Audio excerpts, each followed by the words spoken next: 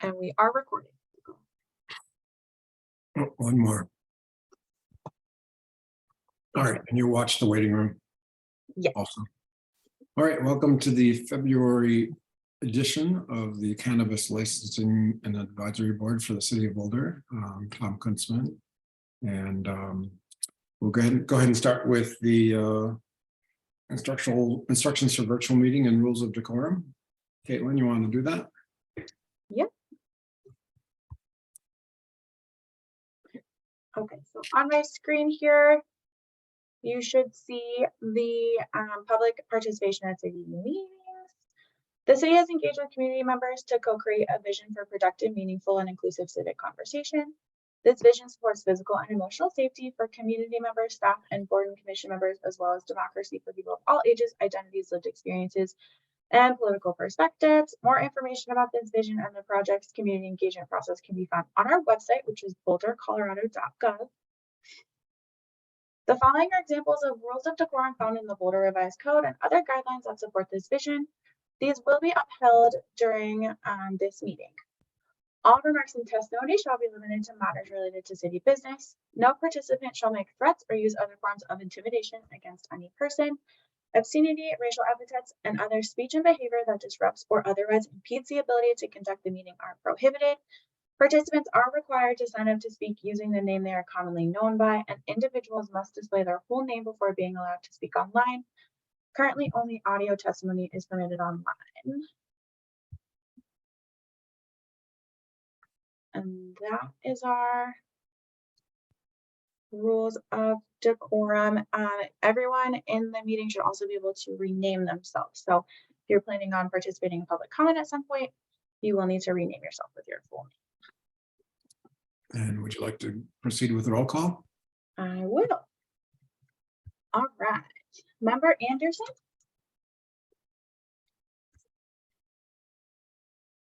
I do see Member Anderson's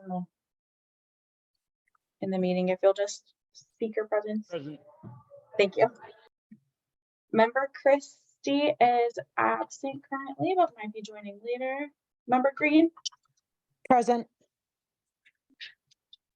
Vice Chair Keegan? Present. Chair Kuntzman? Present. Member Malone? Present. Member Noble? Present. Ex officio Thompson? Present. And ex officio Bailey? Present. Thank you. Okay. The minutes were available from January 9th. Does anyone have any comments or concerns or corrections?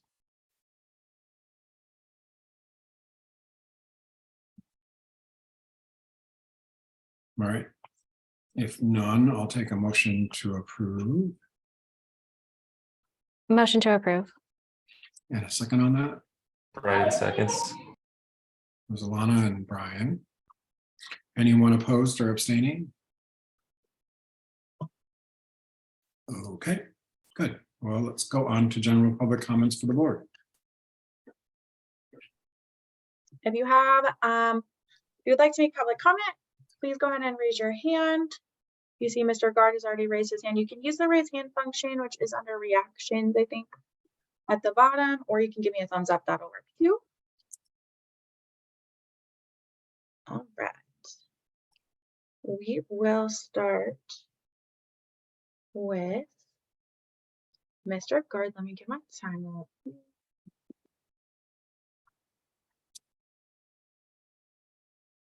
Okay.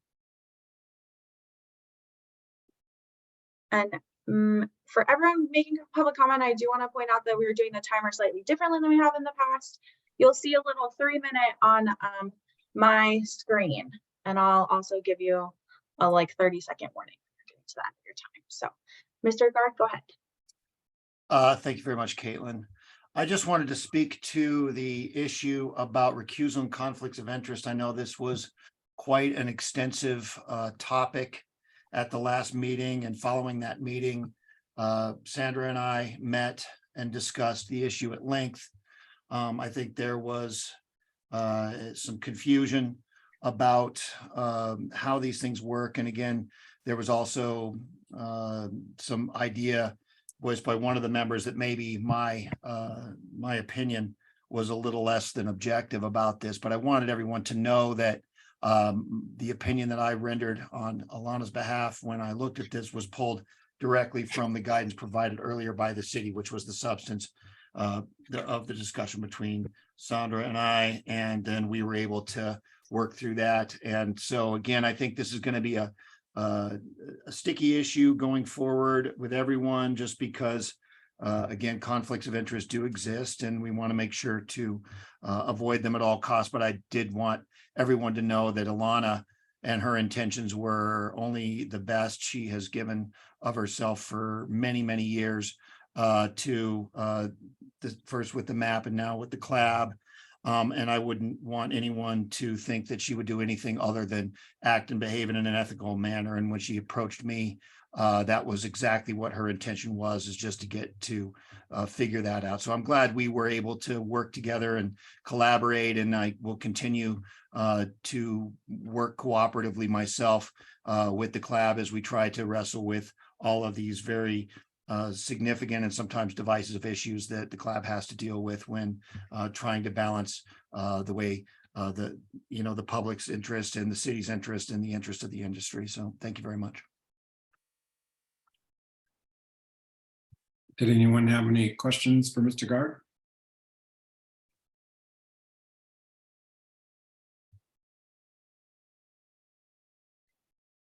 Thank you, Tom. Thank you. You're welcome. Rachel? Next. Rachel Freeman, I should say.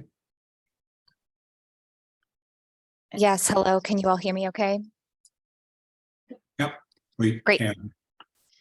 Great. Well, hello, members of the CLAB. My name is Rachel Freeman. I am the program manager for the Tobacco Education and Prevention Partnership at Boulder County Public Health.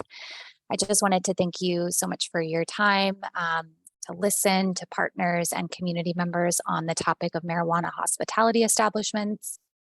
The city of Boulder has historically been one of the first communities to ensure clean air for its residents by passing and implementing comprehensive smoke-free policies.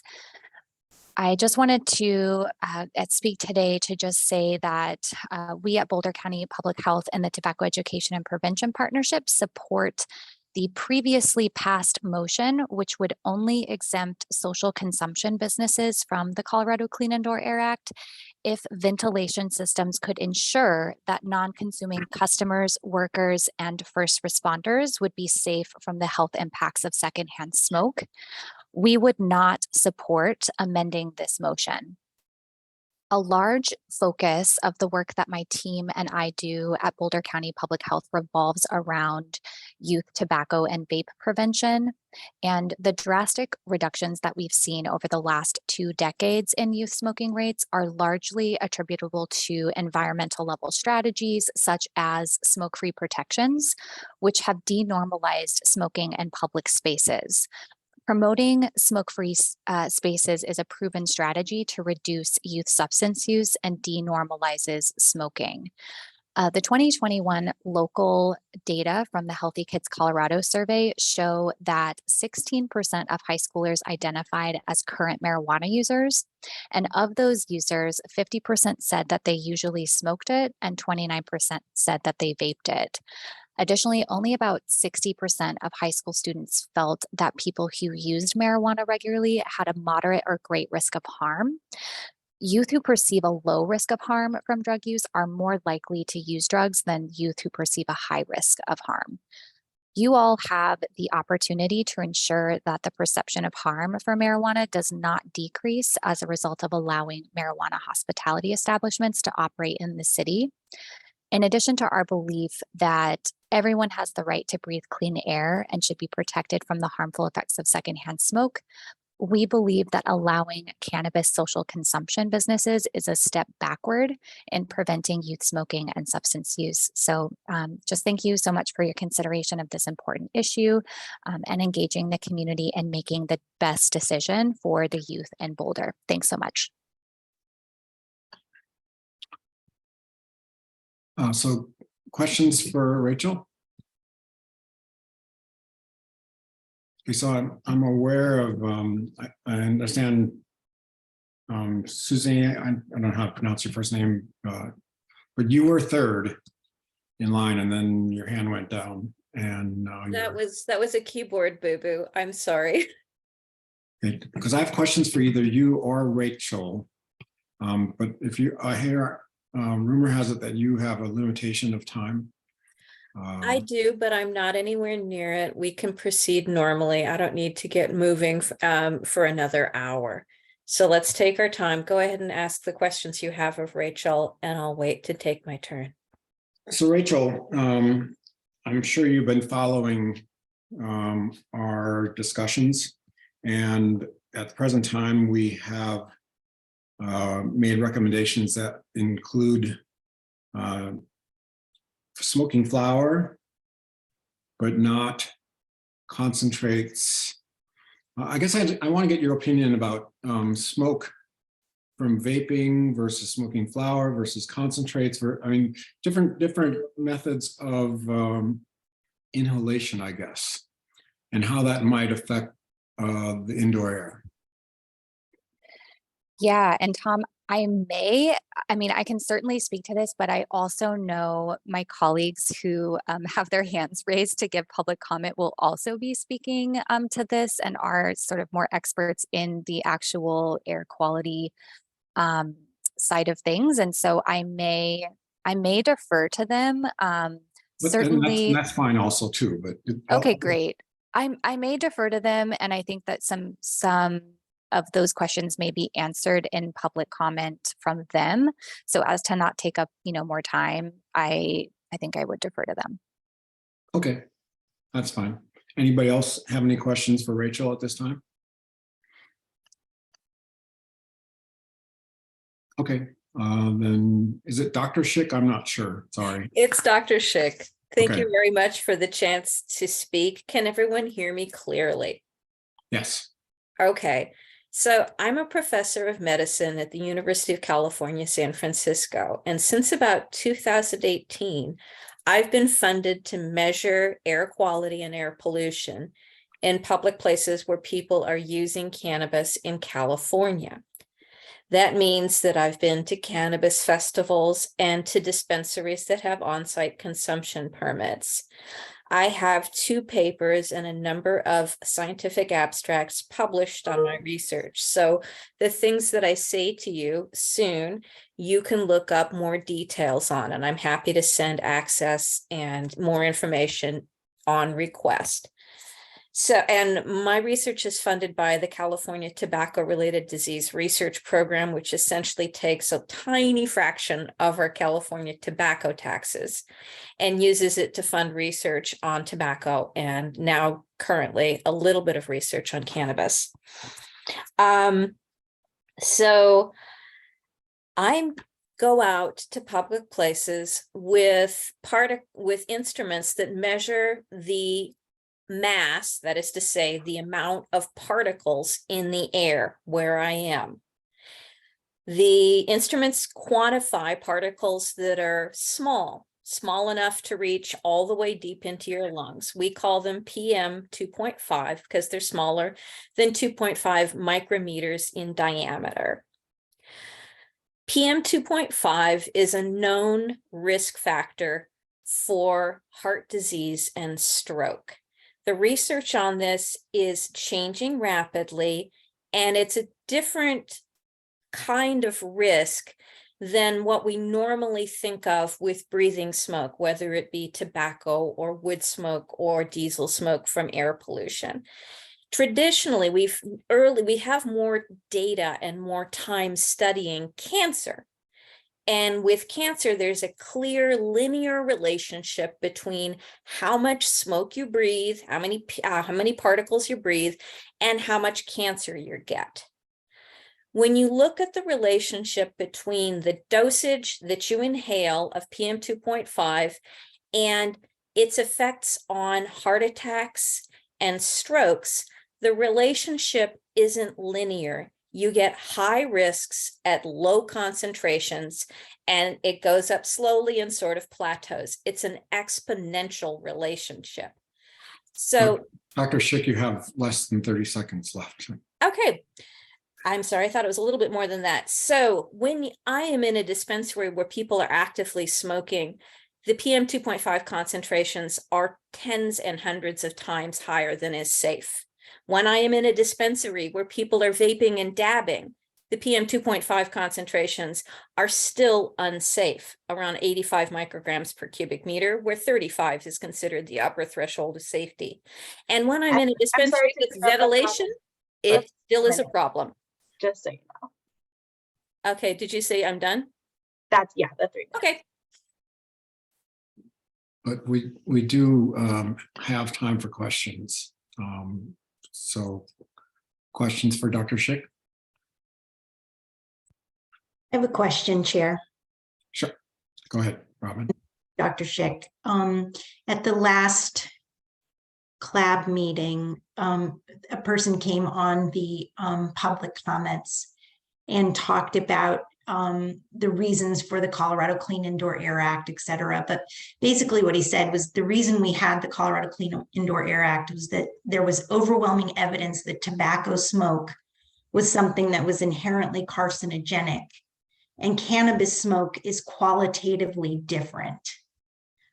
And I just wondered if you had any insights on that, and certainly would love to hear where you were going to with the concentrations of PM 2.5 in some of those environments. Thank you.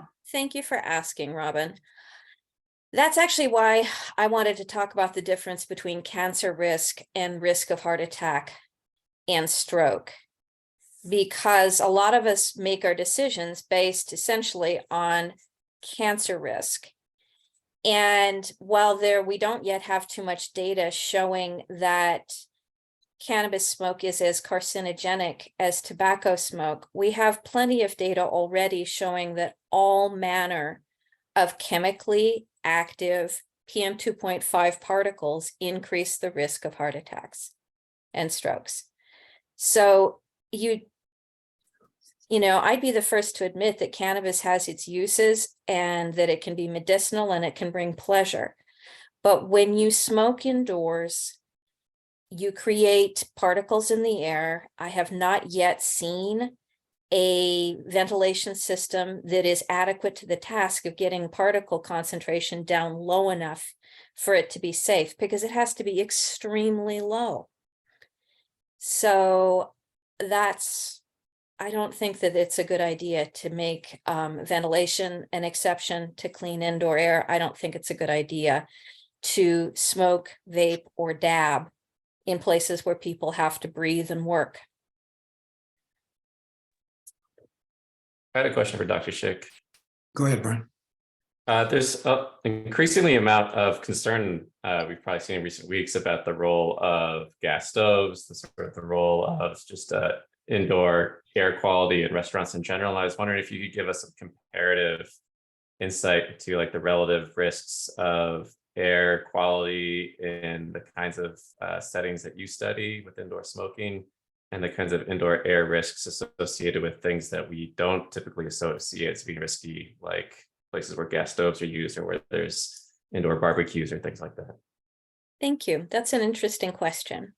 So the primary risk with gas stove use is that burning natural gas, even though it's clean, relatively speaking, it doesn't make many particles. It does release a family of chemicals called nitrogen oxides that are chemically reactive and damage the lung. The study that's got everybody excited recently showed that by analyzing data from a whole group of studies of children's health and asthma, that living in a home that had a gas stove was associated with a 12% increase in the risk of asthma development in children. Walking into a room where the PM 2.5 concentration is over 35 micrograms per cubic meter, let alone where people are actively smoking, is associated with a 10 to 30% increased risk of a heart attack. Now, you don't see healthy young people dropping dead because their native risk of heart attack is very low. But once people start developing high pressure, get a little bit older, and their native risk of heart disease increases, then that little extra exposure, that little damage that breathing particles does is enough to show a distinct increase in heart attack incidence. We know this because people have studied communities before and after indoor smoking bans. We've also know it because we've seen the effects of outdoor air pollution, having wildfire smoke, having bad air days. It doesn't take a lot of smoke, and it has a real strong and distinctive effect on heart disease, basically anything that has to do with having good blood flow, heart disease and stroke most particularly.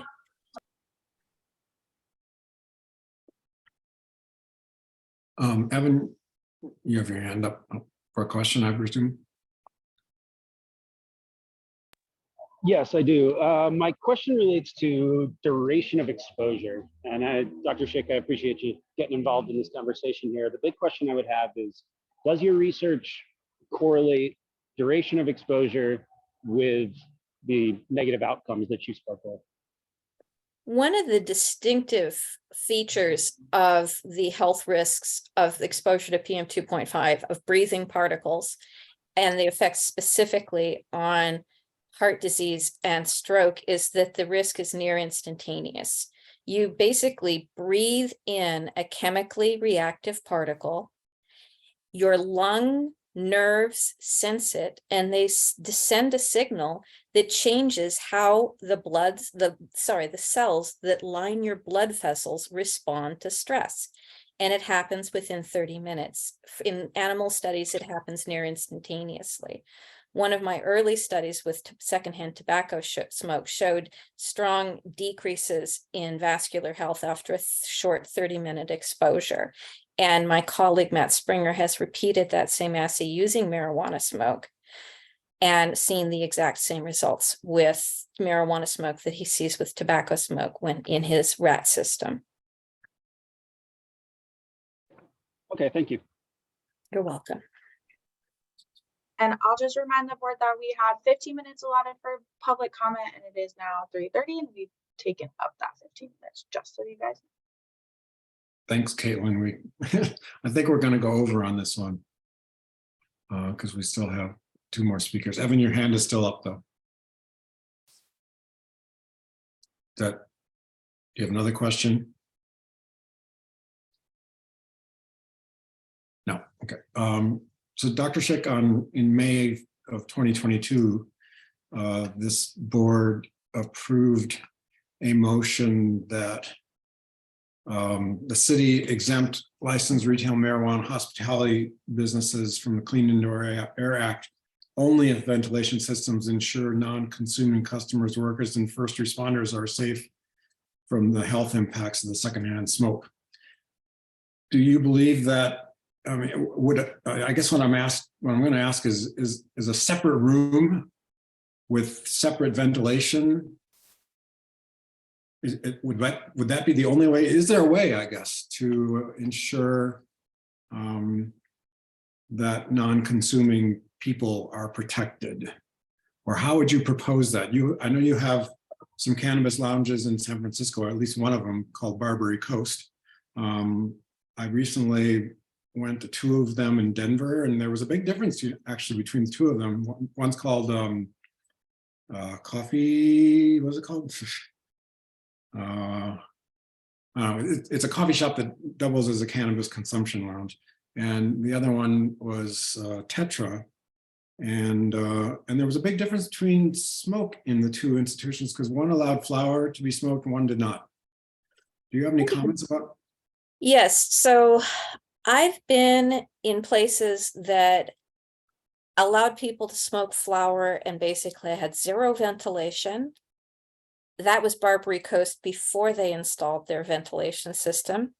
So I conducted, I think, 4 experiments before they installed their ventilation system and 5 experiments after they installed their ventilation system. And unfortunately, there was only a tiny effect. It wasn't even statistically significant of the ventilation system. I think if I'd done more experiments, I would have seen maybe a 15 or 20% reduction in PM 2.5 concentration in that particular lounge, if you've been to it. Then I also studied, so I don't usually name businesses when I publish, so I'm going to be a little squirrely here, but so I have a paper that pretty much describes what I just described to you. And I have another paper, my first paper, where I was in a dispensary that didn't allow smoking at all. And it was all vaping and dabbing.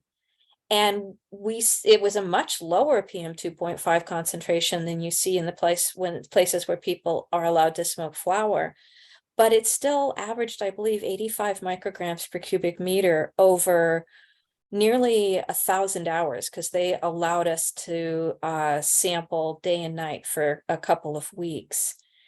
And it's definitely a huge perceptible difference in the air pollution, and it's much less noxious seeming, but it's not enough to reach standards of safety or anywhere near. And I've also there's another lounge in San Francisco that has a very elaborate ventilation system with different rooms for different purposes, and ventilation that's separate for separate rooms, room for smoking, room for dabbing. And although those rooms were designed to always have the door closed and always be segregated, that was very difficult for the business to implement, because they need to have their staff walking through, both to tidy up and also for security, so people don't get up to sketchy things in this pseudo private place in a public space. So it really, in practice, although I know they must have spent a great deal of money on it and put a lot of thought into it, in practice, it didn't work very well. And also another problem with ventilation is only the most sophisticated systems, they can only go so high. And so if you're having a great business day and it's crowded and everyone's partying and happy and smoking like chimneys, you get really high concentrations of air pollution. In the vaping and dabbing lounge, we saw concentrations anywhere from close to safe to, over 200 micrograms per cubic meter, depending on how busy they were. And you want a business to be busy, and especially when it's busy. If you allow consumption by smoking, vaping, or dabbing, you're putting a lot of air pollution into the air, and I have not seen anything that was a single remediation effort. That is to say, just banning smoking but allowing vaping and dabbing, or just adding ventilation but leaving, uncontrolled the number of people who were smoking at any given time. Those weren't sufficient. If you really want to practically keep PM 2.5 concentration down to safe levels, then number one, you've actually got to monitor it and see if it's safe. And then when it rises above safe concentrations, you've got to act not just on what people are doing, but how many of them there are. And that means telling your customers, no, you can't do that right now, or you got to put that out, or no, you can't go into that room. And that's a very unhospitable thing to have to do when you're trying to make people happy and comfortable. Okay, let me see if there's any more questions, because as Caitlin reminded us, we can't spend too much time on public comment. But anyone else with burning questions for Dr. Schick?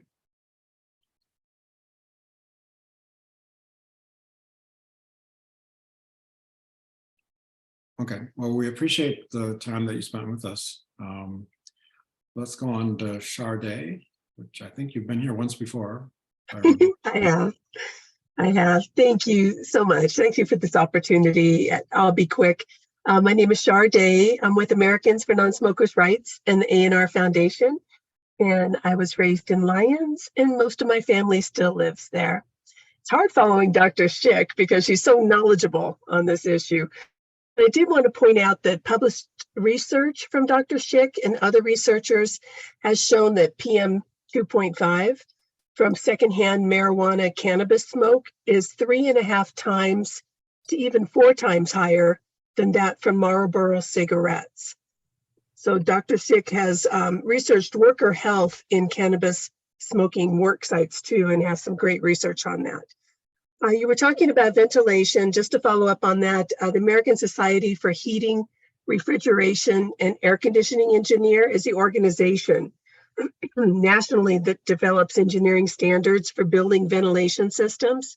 And ASHRAE bases its ventilation standard for acceptable indoor air quality on an environment that's completely free from secondhand tobacco smoke, secondhand marijuana smoke, and emissions from electronic smoking devices.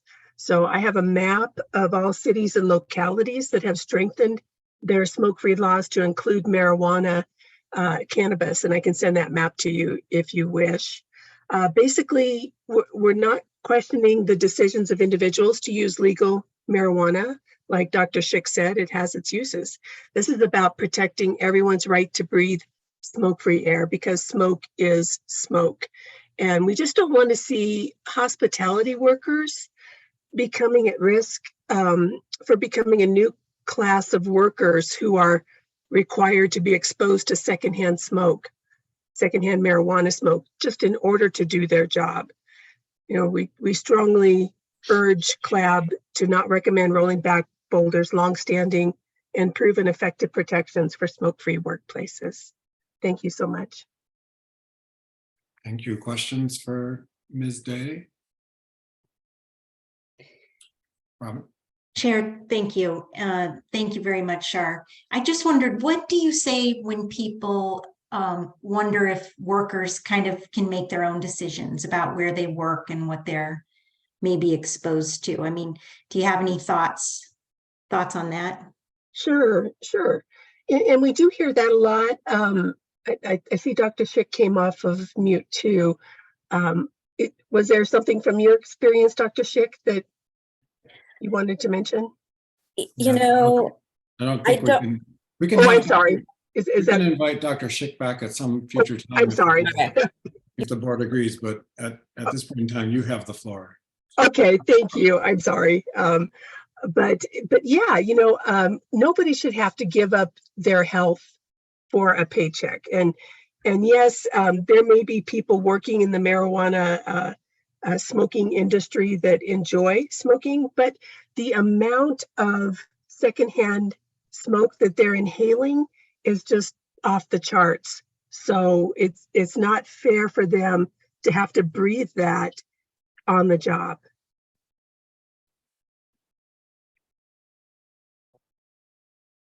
Thank you. Other questions?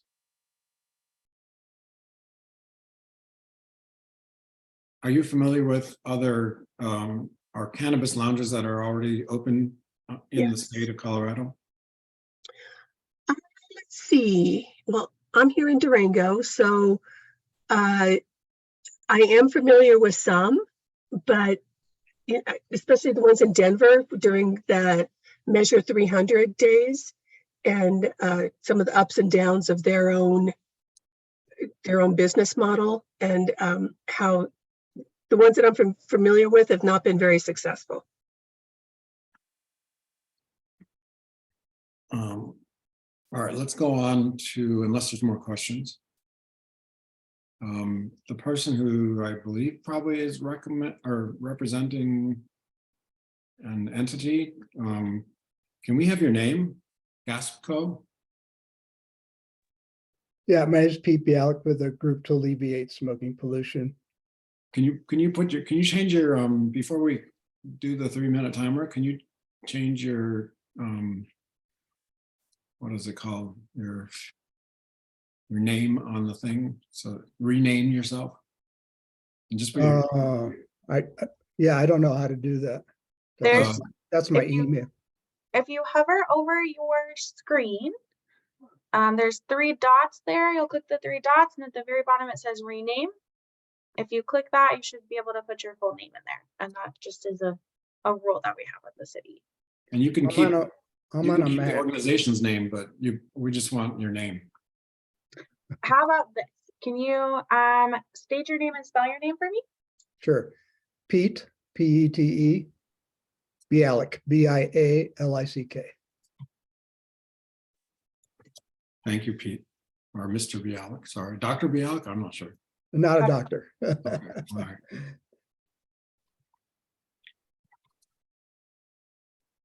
It looks like you're all renamed and I'll start my timer. I'm sorry, I didn't hear you. You can go ahead and start Oh, your sorry. Yeah, so I'm with the group to alleviate smoking pollution. I spoke a few months ago when last hearing. We're a nonprofit organization founded in 1977 and have been in Boulder since 1983. And through education and policy change, we work to protect the public from any type of exposure to secondhand smoke at work, in public places, and multi-unit housing. As Rachel from the health department said before, that Boulder has a long history of protecting the public from exposure to secondhand tobacco, marijuana, and vape smoke. And over the years, I've worked with Boulder residents and city council to strengthen those protections. In fact, in 1980, the council passed one of the first laws requiring smoking in non-smoking sections. Years later, in 1995, the voters passed by 55% the first ordinance requiring totally enclosed smoking and non-smoking sections in some public places. In fact, in most public places. But tobacco smoke drifts, and ventilation systems cannot remove all the toxic chemicals that are emitted. So that led to prohibiting smoking and vaping in most public places and workplaces. And the council eventually also added the downtown mall, parks, trails, multi-use paths, and the outdoor areas of restaurants and bars. Again, a lot of it based on science and experience.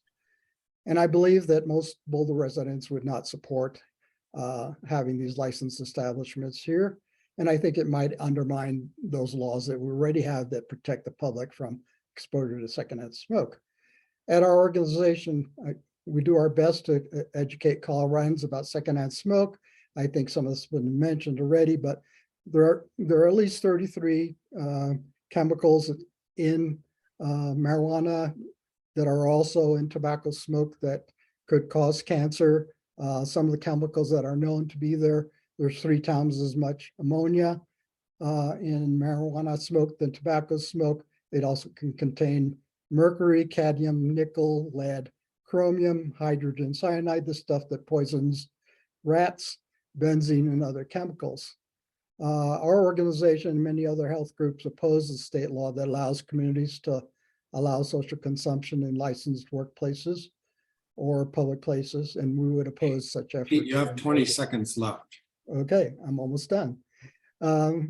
There are other ways to consume marijuana that act very fast, such as infused beverages that do not create emissions.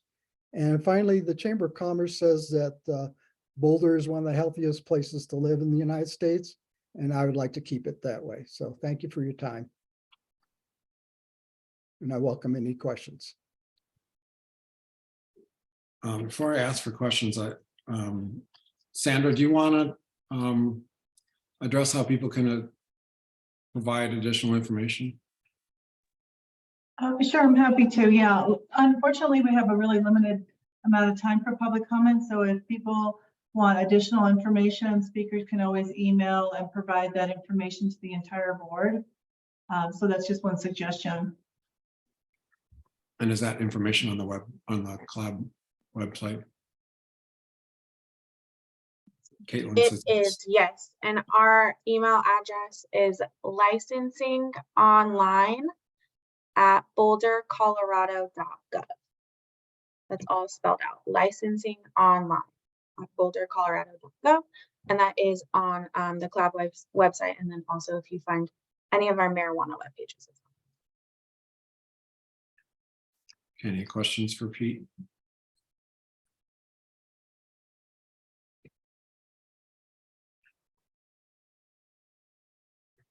Somebody, I have you on my speaker view now, Caitlin, so somebody else raises their hand, I can't see it. I don't see any, so we'll go on to Nick Torres. Hi, good afternoon. Can you hear me? Yep. Hello, my name is Nick Torres. I am the Advocacy Director for the American Lung Association in Colorado, and also speaking to you as a Boulder resident. it's hard to follow up Dr. Schick for sure. And I know that we're running tight on time today with the public comment. So I'd really just like to offer some comments that, of course, the Lung Association feels strongly that everyone should be protected from the impacts of secondhand smoke, whether that is marijuana smoke or dab or vape or tobacco smoke. Smoke is harmful to lung health, whether it's burning wood for that matter. Tobacco, marijuana, toxins and carcinogens are released into the bloodstreams. Smoke is, of course, damaging to the lungs. And so it's important to know that that those smoke-free protections that folks have worked so hard for and that that Boulder has stood strong on should remain firm. And we should not be rolling back smoky environments, going backwards when it comes to endangering the public to the effects of secondhand smoke. And that is important to remember too. I mean, I moved here actually from a state where we don't have strong smoke-free protections, and to see that we're now considering to roll back protections in a place that we do have those in place is especially concerning. And so I would just close there and thank you for the opportunity to provide some input. Questions for Nick?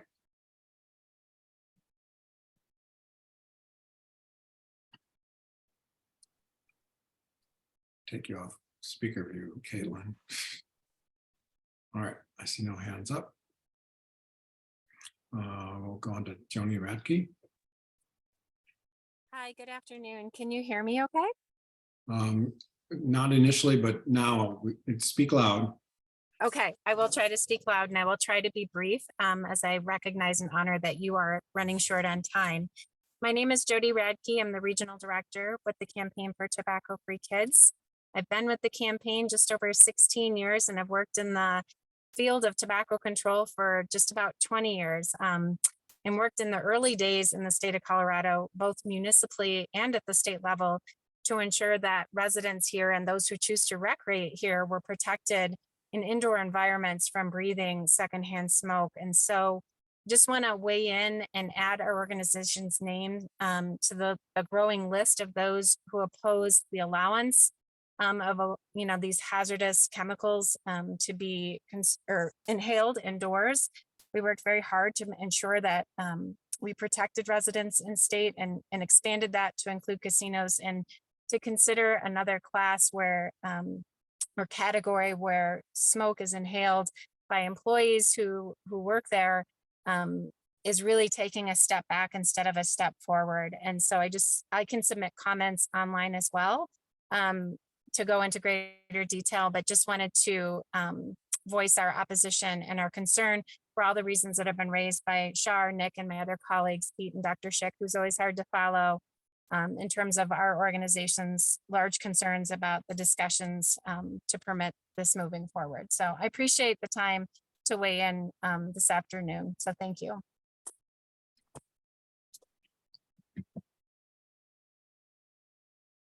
Questions from anyone? Oh, it's Jody. Sorry, I thought it was Joni. My bad.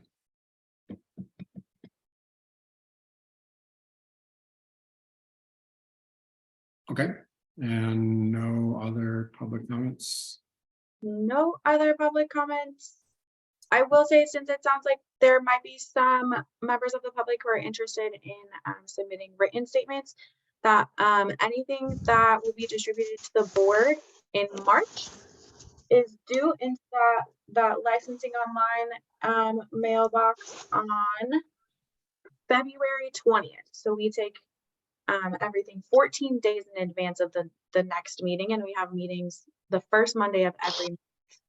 So if you're interested in submitting public comment, written public comment for the March meeting, which is on March 6th, that would be due by February 20th, end of day. Okay, thanks, Caitlin. All right, yeah, there's still, there are no policy suggestion forms, correct? Nope. Okay. And so we're ready to move on to further discussions about hospitality provisions. I'll go ahead, Kristen. I just had a couple of reminders before the board begins this discussion item. First, I just want to remind the board of your proposed timeline for your final recommendation to City Council. Last year, you all had kind of agreed on this tentative timeline, which was to have the memo finalized by the end of the meeting today, schedule a public hearing on the recommendations at your March meeting, and then at the April meeting, finalize the memo and present it to council.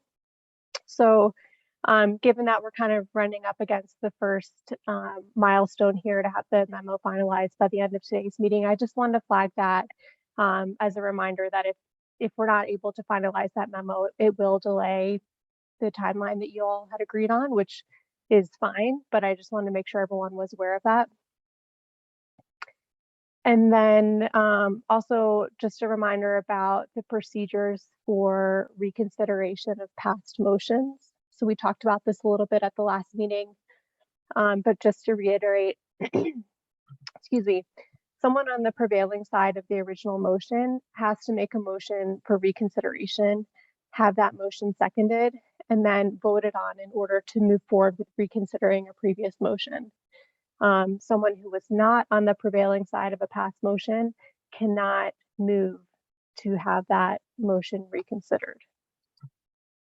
Does anyone have any questions about that?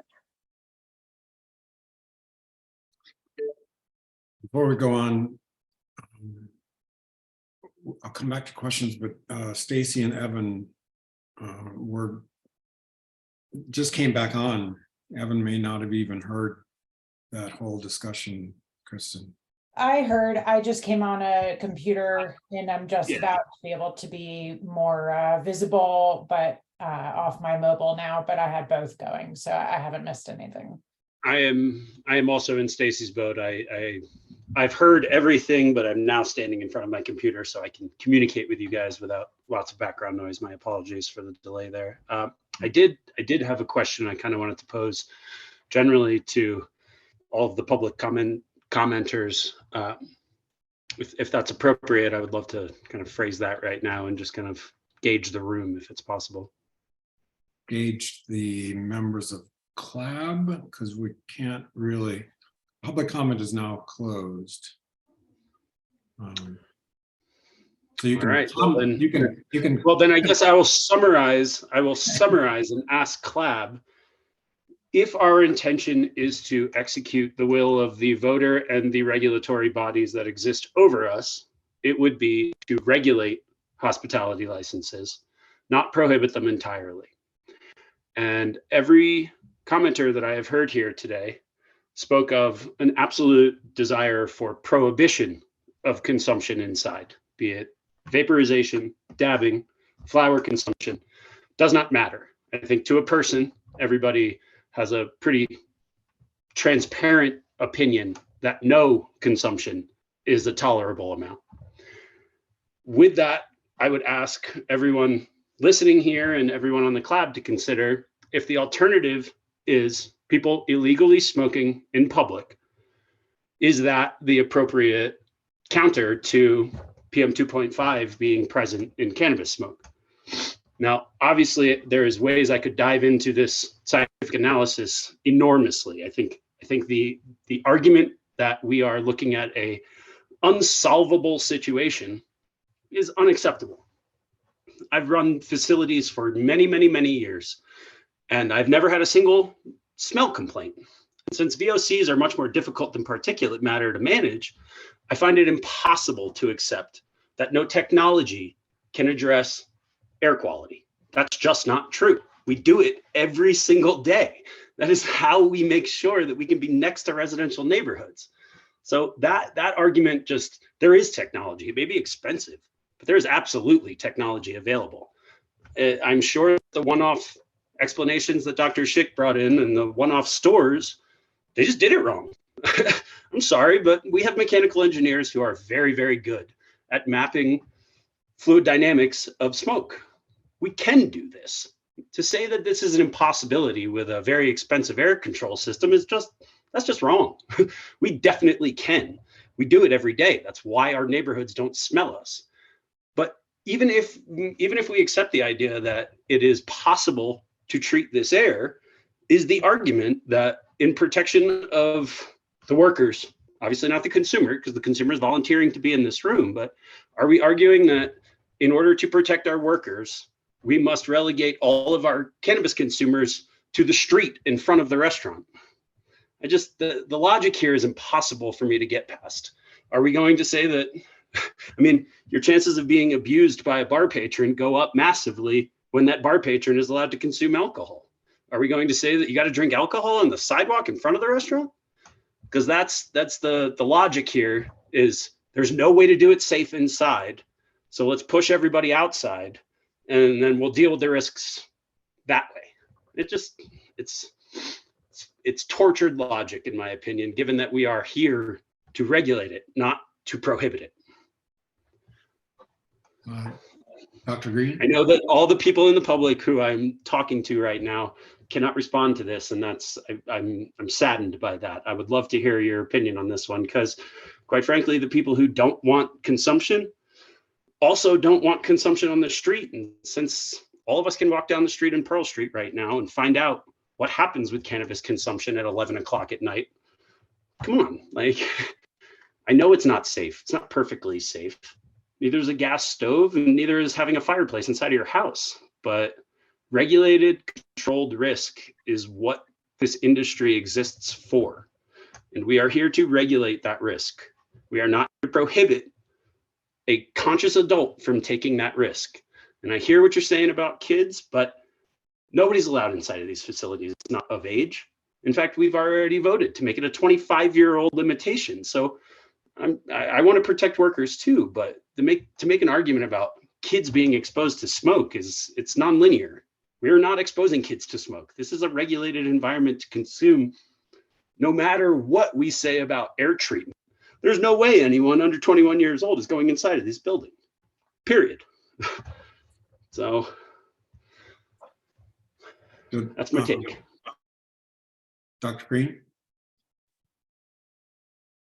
I appreciate Evan sharing all that. You know, I also appreciate all the speakers who came and spoke with us today, because that's a lot of really important information. And as Evan is saying, I'm sure it could be a really colorful discussion if we had the time to do, you know, more back and forth type debating here. But for now, you know, taking what we heard at face value, it sounds really important. And it's important, I think, that all of us hear from these members who, you know, have backgrounds in this type of, you know, this information specifically.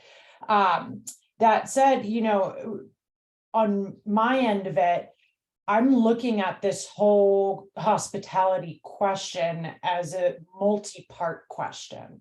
So there's, you know, the way I'm thinking it through, there's all these different line items, many of which, if not most of which, we've addressed and talked about at our meetings and tried to, you know, like Kate put together the document where we were looking at all this, including this indoor air question. Now, some of them might hold more weight in my mind than others. And that said, there's still many lines to consider in making this decision as a whole, you know, when we make our recommendations. So for me, this indoor air quality question has always been a concern since the last time we heard from professionals about it. I've been, you know, on my end of this concerned in that regard. Is that, from my perspective, enough in and of itself to just, you know, as I'm listening to the speakers, I'm like finding myself like, oh my God, like we should never do this. But then I'm sitting here and thinking, well, there's a lot of other points to consider. And our job, I think, is, you know, from each of our backgrounds to weigh all that information and then make, our vote the way we want to vote. And that all will go to city council, as far as a set of recommendations from all of us, and all of our voices in some way being honored there. So this is an important point we're hearing about today, but it's one line item on the spreadsheet, so to speak.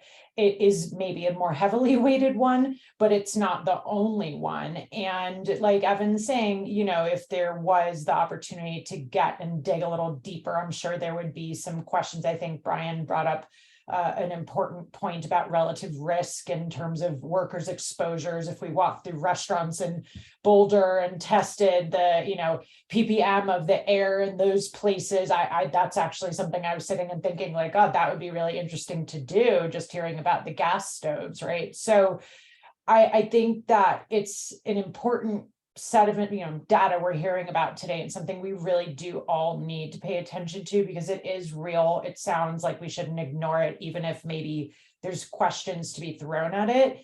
And at the same time, I think it's important to remember this is one line item. It may be a little more heavily weighted, just like some others. And my mind, for example, the driving after leaving these establishments is another kind of more heavily weighted line item, but that's how I've been looking at all this. And so this is, I would say swing information we're hearing, and yet one part still, it's not the entire story that we need to consider.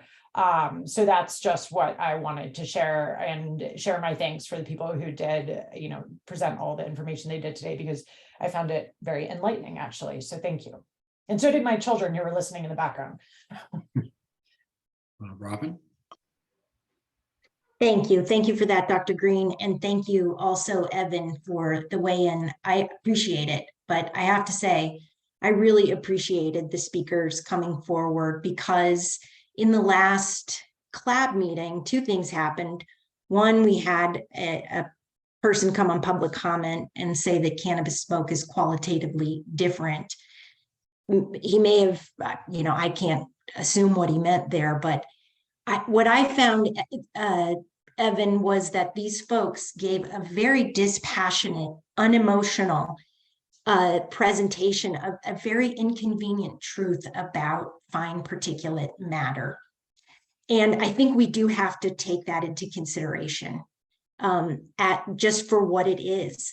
It's a very tough, inconvenient truth that fine particulate matter is harmful to bystanders and workers. And that's something we definitely have to take into consideration. The other thing that I think the people who were coming to comment today were responding to is this new motion that talks about a certain kind of ventilation system.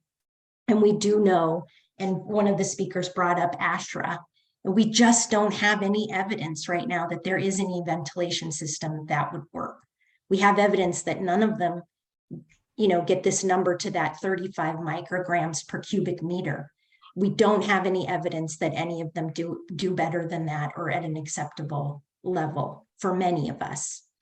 The other thing I would say is that I did not hear prohibitionist type of rhetoric. And I'm sorry you heard some of that, Evan, but that wasn't my take. I even heard one person talk about beverages. And I think many people who came on today said, I see marijuana has a time and a place, but my problem is secondhand smoke. So I just very much appreciated the people who came on today and can take this information in the context that it was given. Yeah, Robin, I'm not going to disagree with you. All of this information presented today is important. It's valuable. I don't disagree with any of it. I do have a bit of knowledge about the PM calculations, and the components of that PM calculation does have significant importance. Now, what I'm speaking of is carcinogenic related research. What Dr. Schick was speaking about was heart and stroke issues, heart attack and stroke issues. That is novel to me, and I'm taking it very seriously. I also point you to the fact that I suggested a motion that we'll be voting on later today related to outdoor consumption and allowing us to, and I include myself in the consumer category here, allowing us to combust and consume cannabis in an outdoor space protected from public view in a way that does not compromise worker safety, but does allocate space in our community for people to consume. It is a complicated issue. I do not deny that, but I think that it's important for us to realize that there is no good answer for indoor air quality for this industry, for this product. But if the alternative is not allowing indoor consumption, then I think that a happy medium of no indoor consumption, but here is standards for outdoor space that will not compromise worker safety, but will allow for legal consumption methods, legal means of consumption. I mean, obviously, I want to tell you as a cultivator, as somebody who runs production operations, I want to be able to sit here and tell you, I need these 3 types of air treatment at this volume of air treatment, and I can promise you that we will see reduced risk by treating it this way. That is incredibly complicated. But being able to have this board support the idea of an outdoor consumption space, perhaps artificially heated, but an outdoor consumption space that allows for legal consumption with a huge mitigation secondhand risk, is a solution I think that many of the people having an argument here, not an argument, a conversation here today, could support. And so I would direct your attention to the motion language that I've already presented, that I really hope we get to pass here later today. So.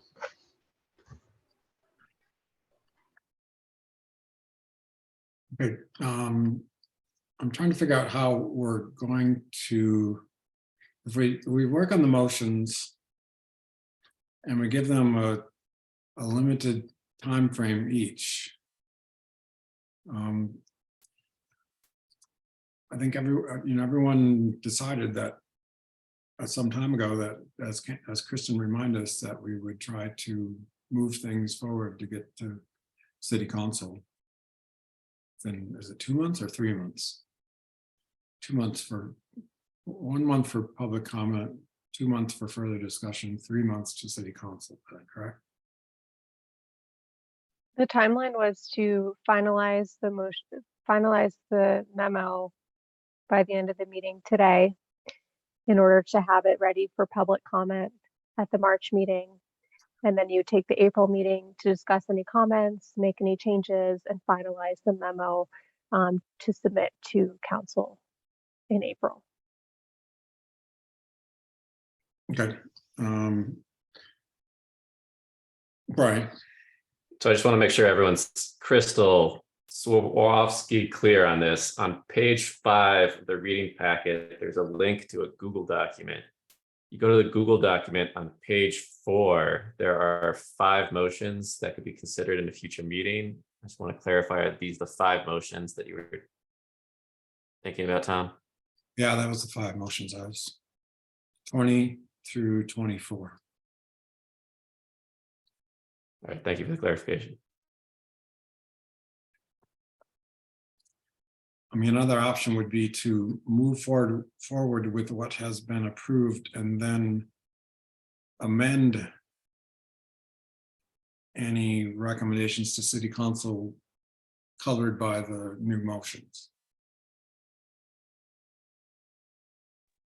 I see you shaking your head, Brian. I would strongly resist that, given that these motions are in some part reconsiderations, or at least clarifications of previously voted on things. I think, at least in regard to the conversations we've been having so far today, my principal concern is not installing 60 CFM per occupant per hour. I don't think that that is actually as precise as I would like it to be as an individual who might one day be the overseer of one of these establishments. I think it's more important for us to entertain the idea of the reality that safe is not a legal definition. And my concern related to our existing standard for air treatment is something that cannot be defended quantitatively or legally at this point. And if we want to say we ban this entirely because there is no way to safely treat this air, then let's be clear about that. We are not asking for air treatment so that we can proceed with the industry. The language in our proposal right now is that we define an amorphous, impossible to define standard, which is safe for everyone in the room, it's just, that's unattainable. And I want to acknowledge in our recommendations to council that there's no such thing as a safe smoking room. And since we're being told to regulate smoking rooms, I find it impossible to support the language that we've already voted on. So I want to add something that quantifies it, but I don't think that what I'm proposing is sufficient. I think that mandating that this all go outside and we allow people to warm outdoor spaces is the only way that we can talk about this being a safe option for consumption. So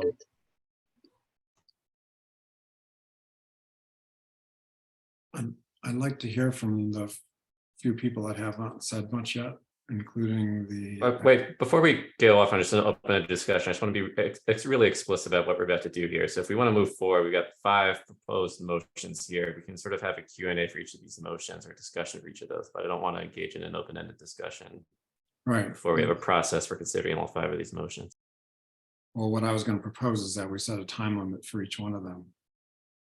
I support that. But I want to hear from the folks that haven't said much yet. That includes 2 ex officio members and Alana. Any proposals? Kate, you're a diplomat. All right, Allison, go ahead. I'm just saying that I agree with Brian. I think having a structure to discuss the motions makes sense, and I think a time limit sounds appropriate.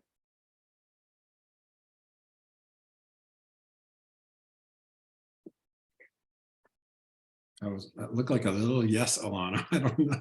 I just don't have a lot to add. I see that we have a lot of time carved out for this agenda item, and I would support some discussion on these motions. I also want to revisit the matter I raised last meeting about the sales and consumption versus sales. I'd like to see clarity on that in today's meeting. And I'd like to wrap the set of recommendations up in this meeting as well. Stick to our timeline.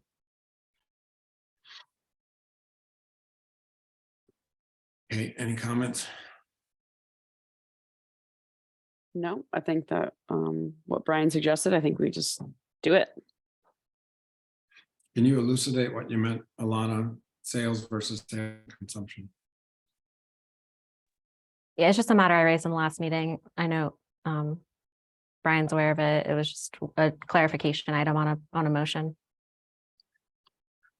Okay. Well, then, Evan, you're the motion, whatever, the motion proposer, if that's a term for each of these. Brian, you and I, we talked about 10 minutes per motion. Is there anyone who would like to suggest differently?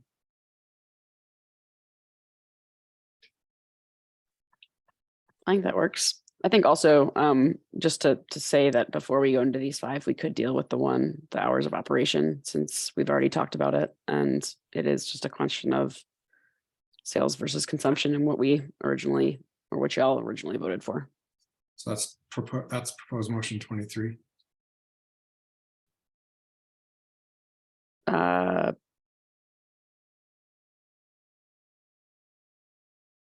It's 14, and if we could get clarity on it, then it might reduce the amount of motions Evan raises, I think.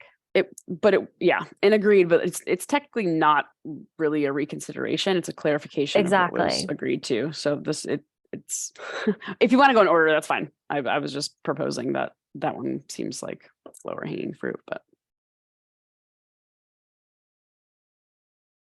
Was there something proposed other than what 23 is clarifying? I guess, did anybody go back and listen to the recording to determine that we meant consumption? Because me and Kate's recollection, and was that it, the conversation very much was around sales, if I remember correctly from last meeting. So just to paint the full picture here, we're discussing a motion that the operation of retail business should be from some hour to some hour. And then this phrase sales and consumption versus just sales. So there's two pieces here that are kind of loose with motion 14. The first piece that's loose for motion 14 is like, what are the hours? Is it 10 a.m. versus 8 a.m.? I think the second piece that's loose here is it sales and consumption, or is it only sales? Is that correct, Alana? To clarify, it's just, I don't think there's questions on the motion that we voted on and the hours in the motion. I'm raising that we did not vote on including consumption in that time limit, and that sales should be cut off at that time limitation, but not consumption. And that consumption was added to the motion language in the drafting of this document. It is not germane to the motion or the discussion of the motion or the vote on the motion. Yeah, I would agree with Alana here. I think the logic here that I recall was related to bars have to stop serving at a certain time, but you have until the bar closes to finish your drink. I think the same logic should apply here. And do we need an additional motion here, or can we correct the language that I think We shouldn't need a new motion. We should just clarify the original. Chair? Well, as I read 23, it clarifies it. That consumption is open till midnight, sales is open till 10 p.m. Am I wrong in reading it that way? No, you're not wrong. It's just that we wanted to clarify and not necessarily reconsider motion 14. Yeah, I mean, 23 would take care of we don't have to go back and try to listen to Tom, the difference is that you wouldn't have to vote on revoting, right? Like there's a process for reconsideration, and this isn't a reconsideration. The language changed from one memo the city came out with to this document. It changed somewhere in between there. The meeting minutes say something different than what's in this motion, and this was a summary of the motion. We didn't go back through every single meeting to make sure we had the exact language, and somewhere in between there it changed from the day that the vote was made until now, and we don't know when that happened. And so again, clarification means that we just talk about it. A reconsideration means that the prevailing has to say that we have to vote on it, and then we vote on it. So there are two different things when you talking about 14 versus talking about 23. I understand what you're saying, Robin.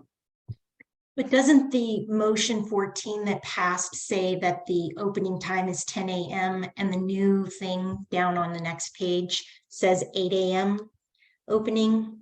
And I think that's different. Right. So that's what I mean. We should clarify the first thing about 14 before going to 23. Gotcha. Correct me if I'm wrong here, Kate, because I want to make sure I understand. If we vote on whatever the new one is, 23, if we vote on 23 right now, it will supersede 14, or it will be considered, because I hear what you're saying, Robin. I missed that 10 a.m. to 8 a.m. thing. Do we want to just vote on 23 and call that the prevailing wisdom we're providing? I think that avoids the reconsideration conversation about number 14. I like this. It clarifies both as well. Yeah. So I was not a part of the voting on 23, so I can't move to vote on that. But when we get to that point, whoever voted in affirmative for 14 should propose 23 as a reconsideration of 14. That'd be my take. We got a lot of other stuff to talk about, and I don't think we're have too much argument about what's going on here. You sell until 10 p.m., you consume until you leave, or some period of time before. But.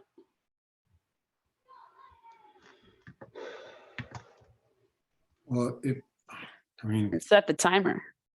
Robert's, I don't know if the Robert's Rules of Order would be pertinent, but I mean, 23 would solve everything. It doesn't have to be moved by somebody that was in the majority. It's just, it would be a new motion, and it would deal with both issues, the changing of the start time and the sales versus consumption.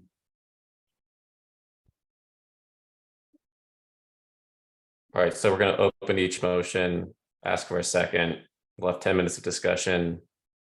And then Kate will remind us when 10 minutes is up and if we're ready for a vote. Does that sound like a good procedure?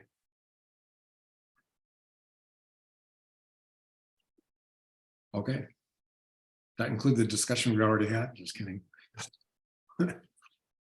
Caitlin, you want to set a timer for 10 minutes? Can you do that? We only have auto 3 minutes. There we go. We can't see it, but it's there. Okay. I mean, we may not need 10 minutes. Anyone who wants to support or speak in support of the motion? I mean, I think it's pretty well understood. Are you talking about motion 20?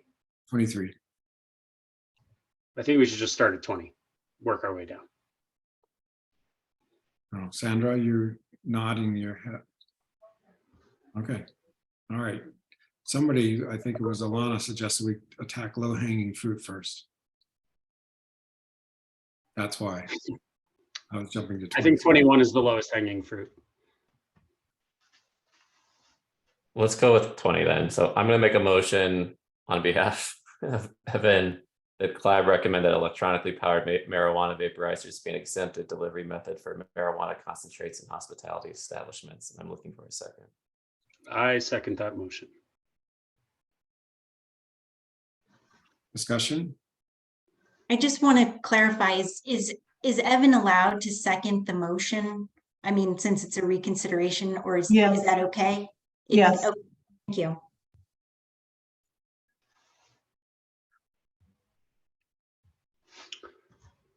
If since my mic's on, Chair, I just want to say about this particular motion, I thought about it, and I feel like this motion is less about a delivery method and really more about getting concentrates into the mix. And my main concern is impaired driving. I also think that starting very slowly is the best course for hospitality. And you know, the original motion took the CDPHE definition of concentrated THC products, and we as a group had a very long, in-depth discussion about excluding those from any hospitality opening or beginning that we might have. And for those reasons, I cannot support the motion.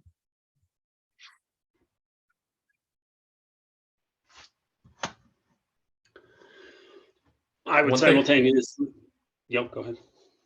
I'll just add, just as to help facilitate, if there are people who are on the fence about this or would need some clarity or some discussion would benefit them making up their mind, I think I want to prioritize hearing from folks whose minds are not made up, so we can have a discussion around those issues that are pertinent to this motion. So if your mind is made up, maybe give space to folks whose minds aren't made up.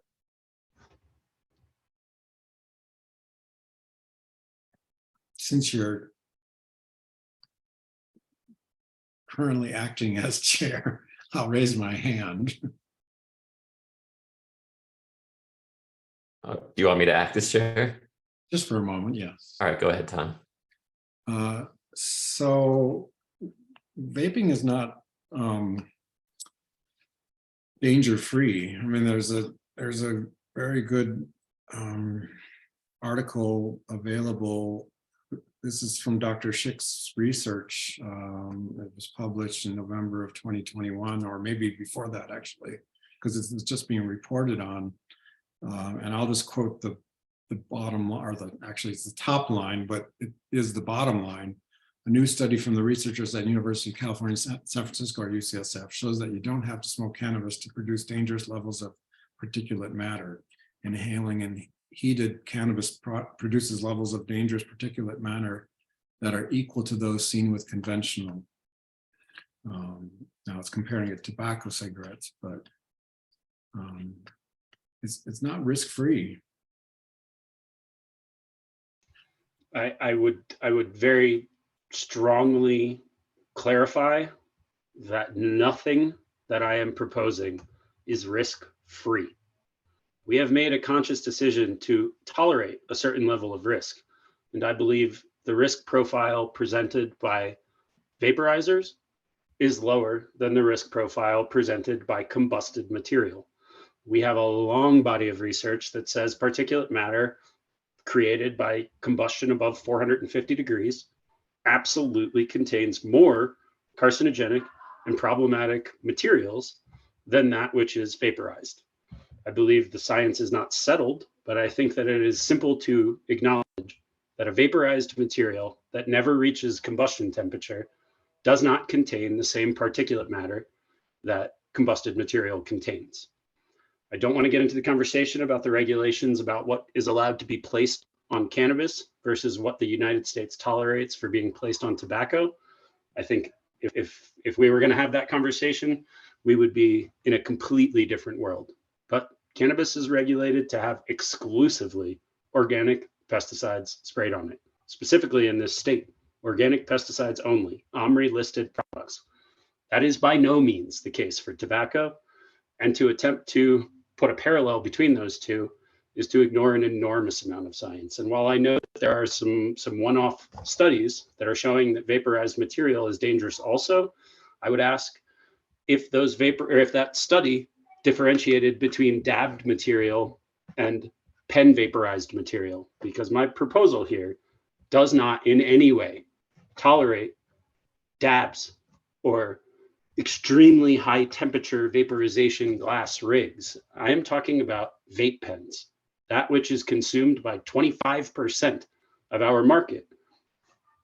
The vast majority of people in my cohort are not going to go into a facility and combust. They're just not. That's not their method of consumption. They're not desiring that. They want to be able to go in, have a iced tea or a meal, and hit their vape pen.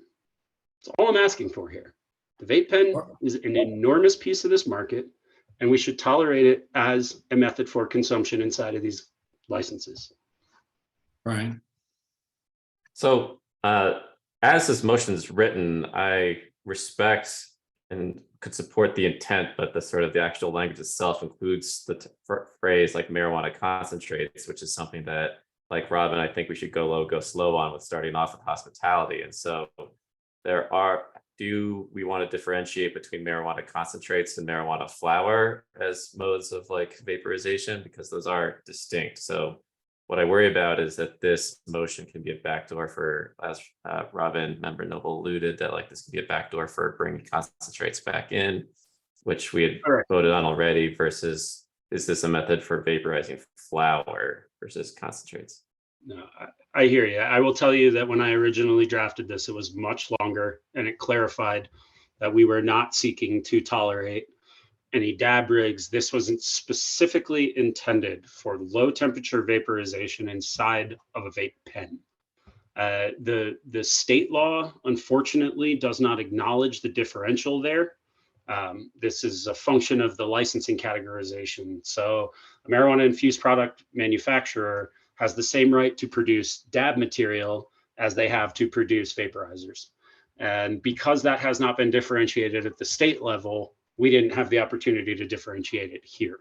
So I attempted to do so with this language, but I acknowledge what you're saying. I am not attempting to allow for mass inhalation of 100 milligram hits, which is what dabbing is. But I think that there's a social consideration here, and vaporizer devices, handheld vaporizer devices, are the preferred method for a large portion, especially of the market that would be utilizing hospitality licenses. So, okay, we're running out of time. Sandra, do you want to clarify something?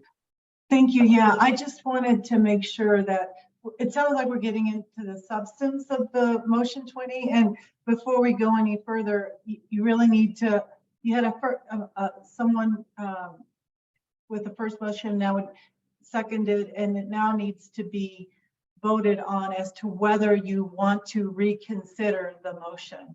Does that make sense? And then you can have, if it passes, if that motion passes, then you can have the substantive discussion about this new motion. Does that make sense? Yeah, and Caitlin, when I would suggest that when you might add another minute, when we're getting clarification from our city attorney, that not be taken from our discussion. You got it. So maybe add 1 more minute after. And Stacy, can you be short? Yeah, I was gonna ask if there's a way for us to write down the exact text, or like what Sandra's basically saying, and like broadcast that for us to see, because I'm now feeling a little more confused than I thought I was as far as what we're really like reconsidering and now considering in the new motion. So we had once talked about maybe just somebody, maybe from city staff, putting up on their screen that text, so we could actually all be really clear, you know, here's what we're talking about, here's what we're voting on. Because now it sounds like we need to kind of walk backwards, if I'm understanding what Sandra said, before we can walk forwards and consider the new motion, or maybe I'm just confused. So let me try and explain. Before you can reconsider a motion, the motion has to succeed. And in order to succeed, you have to vote on it. So that's like the first hurdle. Once you all decide whether you do want to reconsider that motion or not, if you do decide that you want to, then you would move on to the next part, which is actually the consideration of what that new motion would be. So it's like it's starting over fresh at that point. But right now, we haven't even gotten past the first hurdle. Okay, that's kind of what okay, I think that was where I was getting confused. Thank you. Okay. So Sandra, if the motion has been made, not only, I mean, it was made in writing here on the Google document and seconded. And it's only if they wanted to try to revise the motion. At this point, you would ask for a vote. Yeah. If there are enough votes to pass the motion, then you would go to the next step, which is actually reconsidering that original motion. Does that make sense? Right.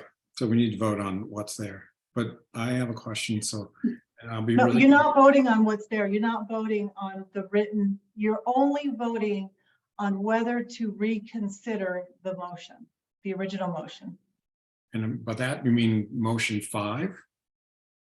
That would mean, yes, motion 5. Okay. Caitlin, are you able to, are somebody, staff able to put on the screen the motion 5? Sure. So as a point of clarification for what everyone would like to see, every motion that we're currently talking about is in the Google Doc that I can see everyone is currently in as well.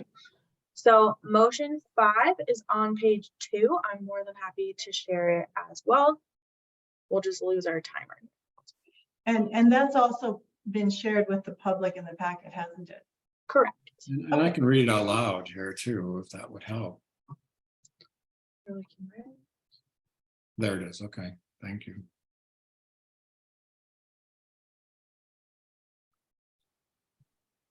So at this point, Chair, I would recommend, since you already do have a second, to go ahead and call for a vote.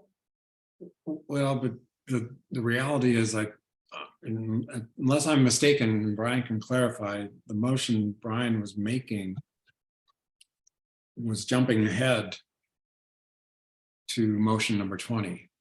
And that was what was seconded, not a reconsideration of 5. I don't think that was stated that way. Sandra, can you clarify Robin's question as to whether or not I'm allowed to participate in this? If we're reconsidering motion 5, I would imagine my second doesn't count. But if we're considering motion 20. Yes, yeah. That's right. I'm sorry. Yes, that's correct. That's a good distinction. Yes, we're just in that first phase. So once we get, if we're to get to the second phase, then yes, you would be able to be involved. But in the Brian, first phase, I voluntarily retract my second of Brian's motion. Brian, what was your motion exactly? I was just reading off what motion 20 said. So I think what we're hung up on here is whether or not this is a reconsideration of motion 5 or not. I believe Sandra is saying this is a reconsideration, so we need to have a vote to reconsider a previous motion before we can engage in the text. Okay, is there a motion to reconsider 5?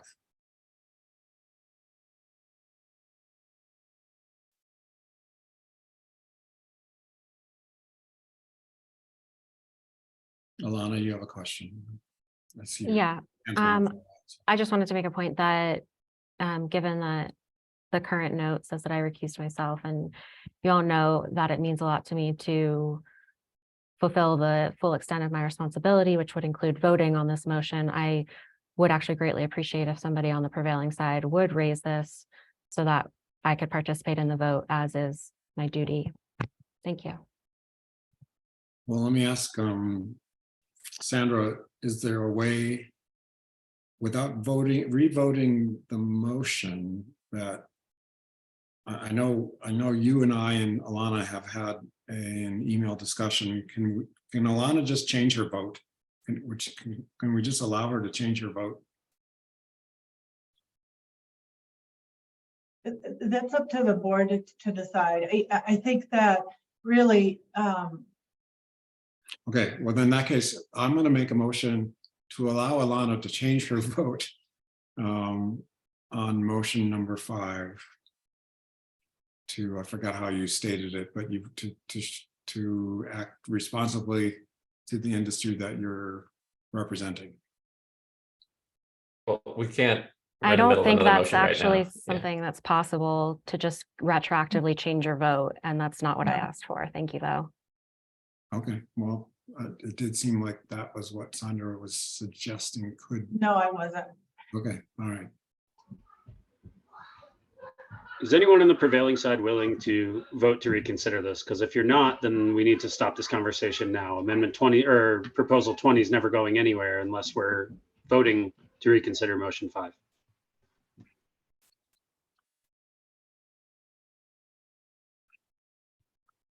I'm curious, since Michael's not here, I'm just looking at the document with the voting. Like, does anyone have an opinion on revoting when not all members are present?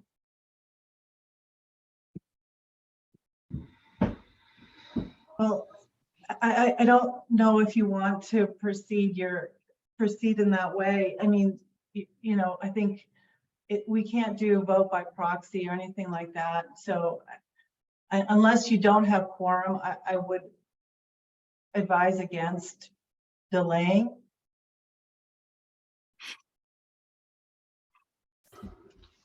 We definitely have a quorum. Yeah. And so far, I mean, we lost our timer, but so far we've had, I think, sufficient time for anyone who had voted in the majority to have made a motion.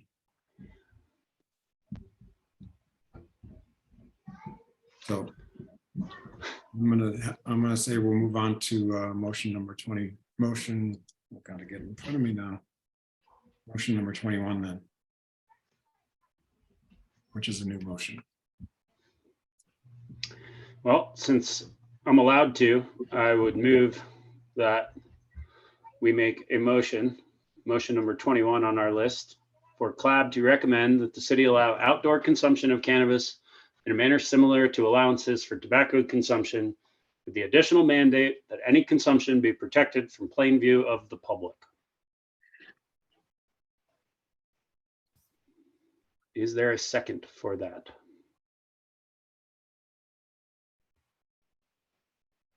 I second it. I like to hear the discussion.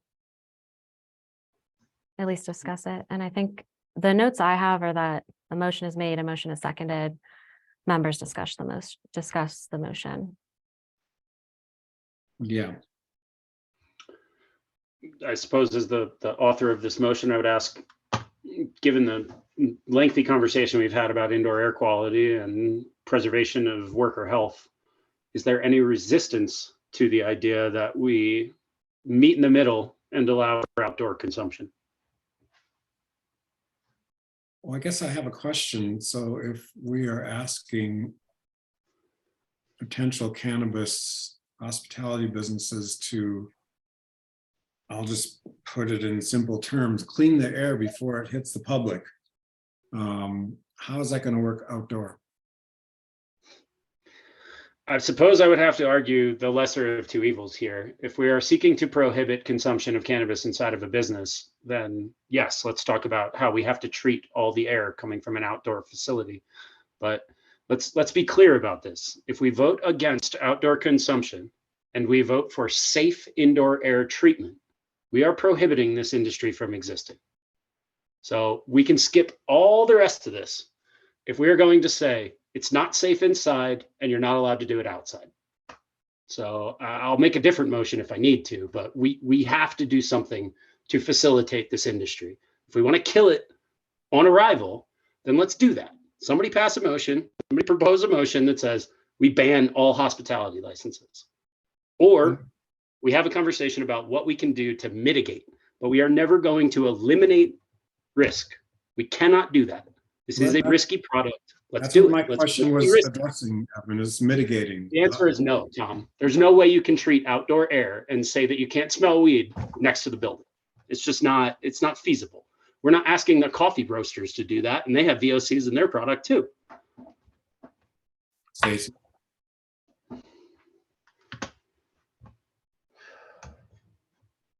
Stacey, you're muted. Sorry.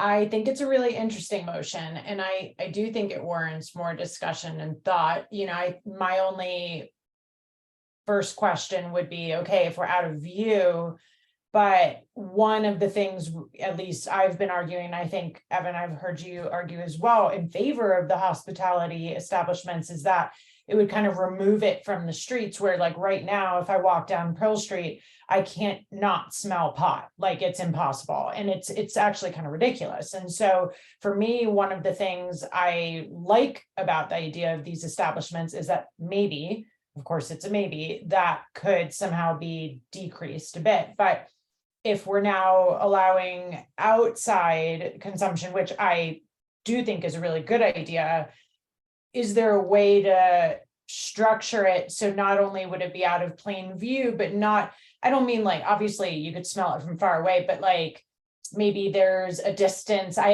haven't done the thinking on it as much yet, but like a distance requirement from, you know, the main area of something, or I don't know, something along those lines, where it would be not like if you're sitting at a restaurant in Pearl Street that has no hospitality, anything related to it, and having dinner, that there's like, you know, a cloud of pot smoke over your table. So that's kind of my only question.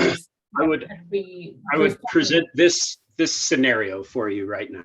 And Sandra, please correct me if I am wrong here. I do not know that I am perfect with our distance requirements, but I believe the city of Boulder requires 25 feet from the primary entrance of any publicly accessible business in order to consume tobacco. I would bring your attention to the bike rack that is just next to the Boulder bookstore at the corner of 11th and Pearl Street. It is 25 feet from the entrance to the bookstore. It is off of the Pearl Street Mall, and it is 25 feet from the north entrance to the bookstore. I could stand there and smoke a cigarette. It will be perceptible to those entering the bookstore to the north. It will be perceptible to those standing on Pearl Street, and it will be perceptible to those standing at the door of the bookstore, and maybe even at the old Tom's Tavern restaurant, whatever that may be today. I can't remember. But that doesn't mean that doesn't fall within the permissible limits that the city has already set for outdoor tobacco consumption.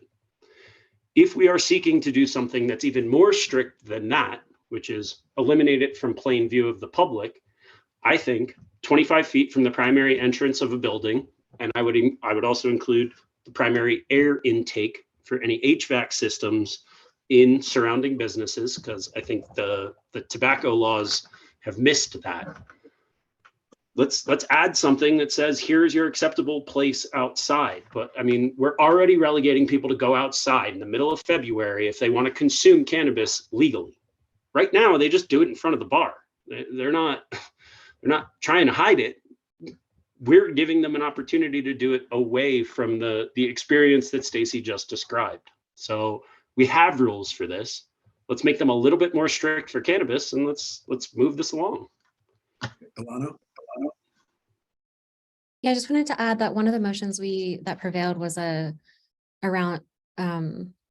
was a neighborhood needs and desires survey. And I think that is a great opportunity for neighboring businesses to weigh in on how something like this could potentially impact them.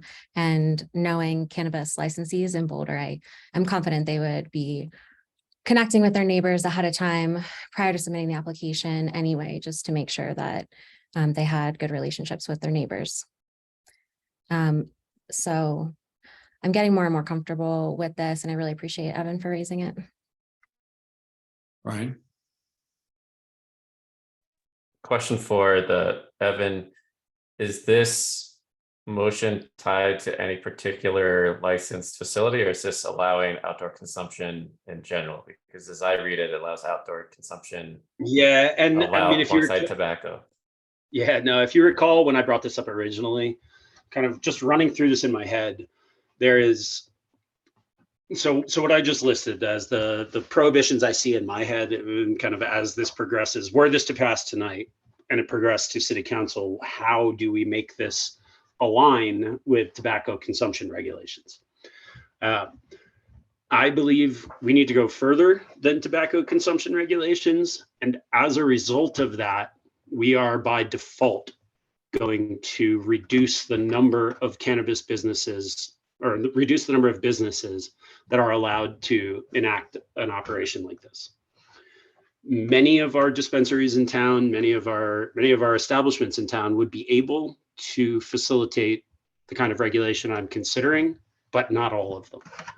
I would love an opportunity for every single dispensary on Pearl Street to be able to enact this, but I think that the density considerations that we have to make will prohibit certain businesses from in town. I mean, if we're talking specifically, any business that's downstairs on Pearl Street, it's going to have a really hard time complying with 25 feet to primary entrance or primary air intake.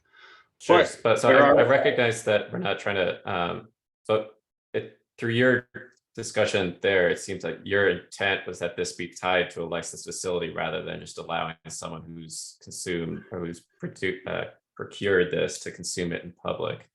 No, I think that the reality is that our initial licensees for this are most likely going to be some random businesses that want to participate in the hospitality license without any association to existing businesses in town.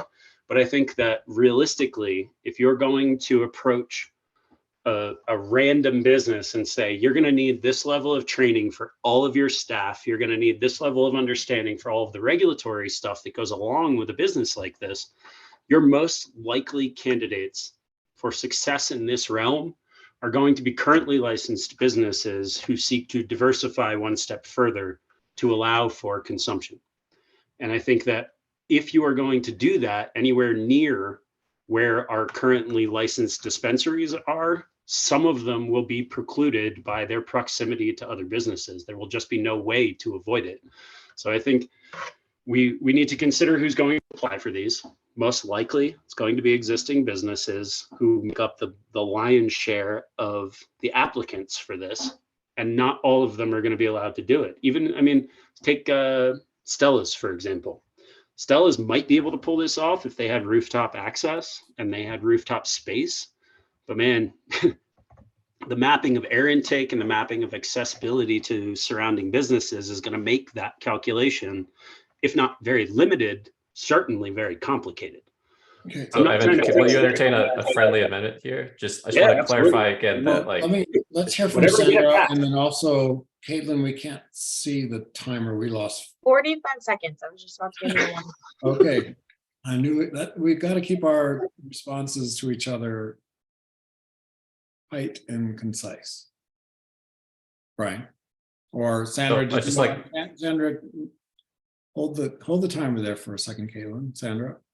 I just wanted to respond to Evan's question about the current state of the law in the city of Boulder with respect to smoking. And so you're correct, it's 25 feet for most places. So, but it is also more specific related to the public area. So it's not, smoking is not allowed within the downtown business improvement district, including the mall, in any park, parkland, on any open space, on any trail, multi-use path, and within 25 feet on both sides of any trail, within 25 feet of a library facility, within 25 feet of a transit stop, within the city municipal campus, and within the Boulder High School area. So I just wanted to throw that out there, and I guess I would just say that the way that the current motion reads, it's not specific to a particular establishment. It would apply just generally within the city, and so just something to think about. And the other thing I guess I will say is that I don't think that you need, it'd be great to if the discussion was a little bit more high level. I feel like it's getting very granular, and so that's what's causing some of the traction. You don't actually need to come up with the regulation right now. There's a process involved with that. And I think that if you could keep it high level, like, do you want to allow outdoor smoking for particular establishments, or just all in general, whatever that might be. I don't think you need to get into the minutia of how that would happen or how that would read, if that helps. Okay, Allison, you've been very patient. Allison. It sounded like Brian wanted to potentially make it a change to the motion, so I think he should go first. Mine was just a comment. Okay. Yeah, just building on what Sandra said, and I was trying to iterate here, is that the current language of this motion would imply that public consumption is allowed anywhere, irregardless of connection to a licensed hospitality. I don't think that was Evan's intent, so I just want to see if Evan would entertain a friendly motion that would clarify that this language is tied to a specific hospitality licensee.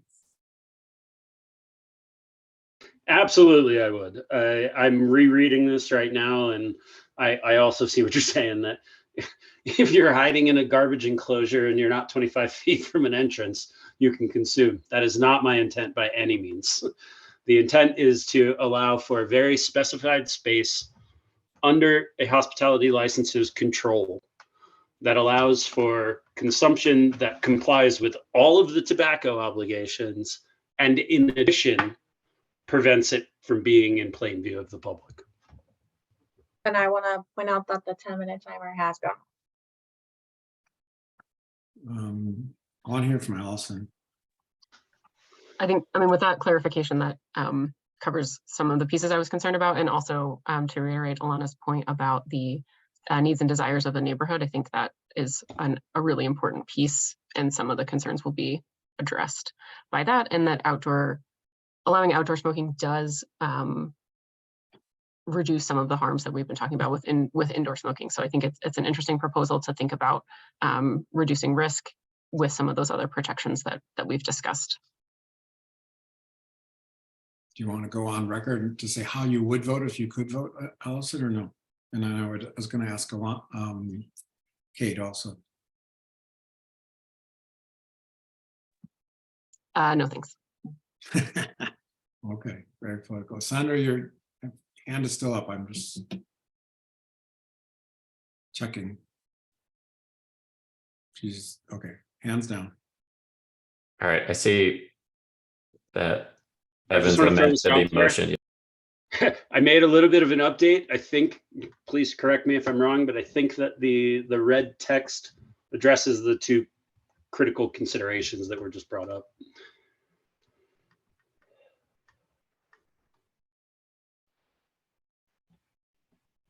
If for anybody who's not looking at this document, I'd be happy to read it again. What I've modified it to is that CLAB recommends that the city allow outdoor consumption of cannabis in a manner that parallels the existing allowances for tobacco consumption, with the additional mandate that any consumption be contained within the licensed premises of a licensee, of a hospitality licensee, if we want to get specific, and protected from plain view of the public. So this incorporates everything related to tobacco, protects it from plain view, and requires it to happen inside of a licensed premises. Okay, so 3 people's names have appeared, but I don't see edits. People are clicking in. Is that Kate? Tom, Alana? try refreshing. Try just hitting the refresh on the. I can see the new, I'm just in the cell. I'm reading. okay, all right. All right, so we're ready for a vote, I believe. I agree. Kate, do you want to call a vote? Can I make a friendly suggestion? Because I know this will come up. I think that you might want to add within the licensed premises of a hospitality establishment licensee. Because Yep. Use a otherwise- marijuana hospitality and sales business, the one below. It's the same one that we've been using all along. Kate, can you put your magic language in there that makes all of this look the same? I know you put it in all the other ones. I just want to make sure that it matches what you've placed previously. There we go. Awesome. Thank you.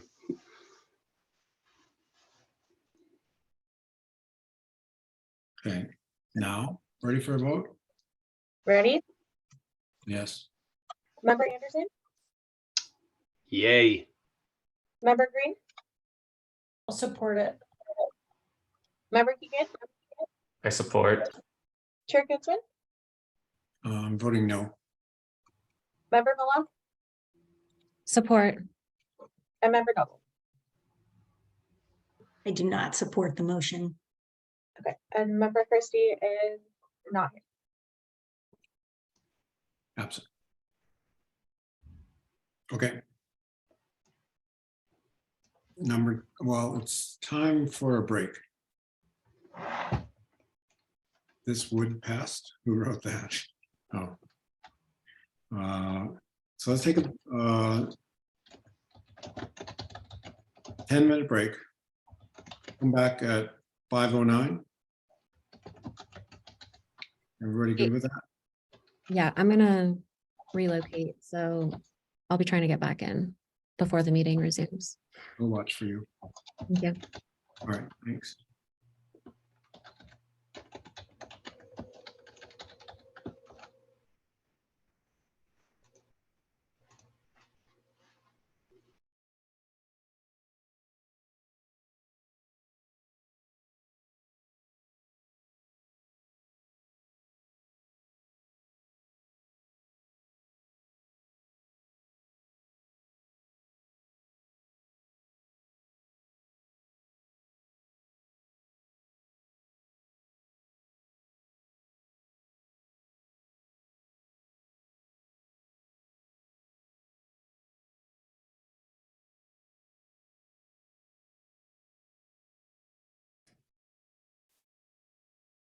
Hello.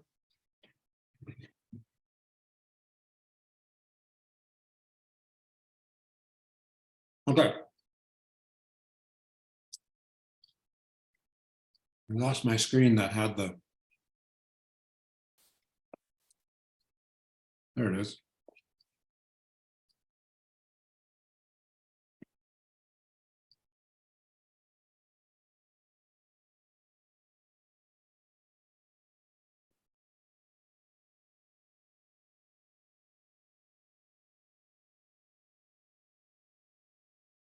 Okay, number 22.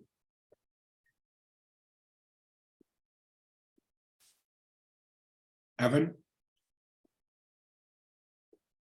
Can you be brief? Yes, sir. Yeah, I'm here.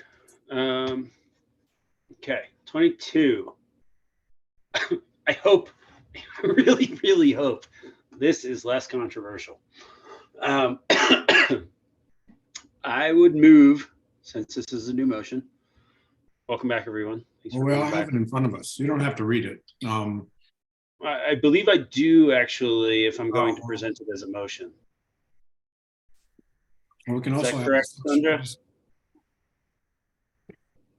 we can have a discussion before the motion though, too.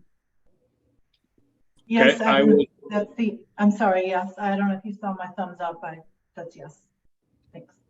We can I'm sorry, what pre-discuss. was the thumbs up was that I do need to read it or that I do not? Well, if you're making a motion, you do need to read it, yeah. I think we can jump straight into this and say, I motion that CLAB recommends that sublingual delivered products such as tinctures shall be one of the permitted types of products allowed in marijuana hospitality and sales businesses.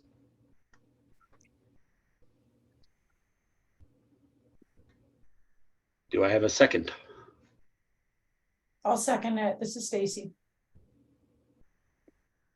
Okay, so discussion. Do you give us a 101 on sublinguals? Sublinguals encapsulate a couple different pieces. Basically, if you're going on a medical definition here, we are seeking for uptake of THC through salivary glands and not through intestinal tissue. It is a much faster delivery method, but it requires a higher level of processing for the input product. So where you can have lipid absorbed materials through your intestinal linings, you can have water soluble uptake, water soluble THC accessible to your body through your salivary glands. There's a couple different form factors that allow for this to happen. One is kind of sugar pills, essentially like suspending it in a sucrose. There is sublingual dissolves. So if you've ever seen like a Cert's breath mint strip, those are also incredibly accessible, incredibly bioavailable very, very quickly. And I think that this subject, kind of this concept of sublinguals, addressed the conversation we had about drinks not being allowed, but edibles being allowed. I think if it were me and I were seeking to kind of set the tone for this whole thing, I would say edibles are not allowed, but sublinguals are. And the reason why is because uptake and impact and effect is much, much faster with sublinguals than it is with standard edibles. If you eat a huge meal and you walk into a hospitality license and you eat a gummy, you might not feel that gummy for 2 to 3 hours. Sublinguals don't care how much food you have in your stomach, and they will affect you consistently and very rapidly. So I think sublinguals is the best solution for edible products, to be honest. I think if it's non-inhalable, your second fastest mode of delivery is through salivary glands, and allowing for what is in here, allowing for sublinguals, will allow us to provide the non-inhaling consumer a product that will impact them a lot faster than your standard edible. So that's why I propose this. One quick correction, it's not very important, but it's not really the salivary glands. I don't think, Tom, maybe correct me if I'm wrong here, but I think sublingual goes through blood vessels under the tongue. It just bypasses, it's called like first pass metabolism. So it bypasses, like you're saying, the stomach and intestine still. That's all very true. And what you said about it being more hydrophilic, I think, is also true, but it's not the glands. It's just there's like a bunch of blood vessels and the tissue under the tongue that absorbs it differently more than the gland. I defer to you, Doc. You are definitely right. That's like my understanding, but otherwise you're dead on with this. I think the glands are involved. I just can't say exactly. It's not all the glands. I know that. It's like got the vessels. Tom may be able to like elaborate on this for us more. It's been a long time since I looked at it. I mean, put simply, it gets into the bloodstream a whole lot quicker, but I'm reading a site right here that talks about bioavailability of different forms of cannabis and edibles. It's quoting the highest percentage of concentrate that gets into the system can be up to 20% versus sublingual gets up to 56%. It's like almost 3 times as much. And so I was trying to find the half-life because that's our concern with the edibles. That's been our concern when we've had the discussion before, Evan, is we didn't want people driving home under the influence if possible. In fact, that's one of the reasons why we had the 2-hour window. Now I understand we're allowing consumption for 2 hours, maybe, or at least you're advocating for that. But But it's not just a half-life thing, right? Like, Yeah, I it think with goes. the edibles, the concern is more like you take it and it may not hit you for a long time, and then your consumer may be using more before they know they've been affected, right, by their prior dose.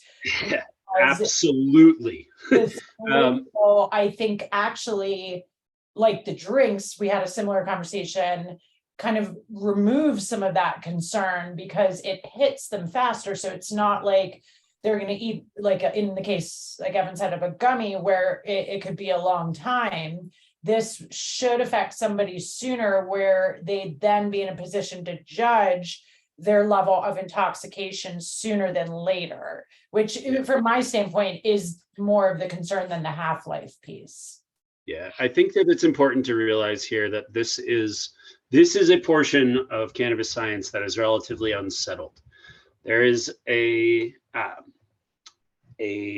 enzyme that some of us have and some of us do not.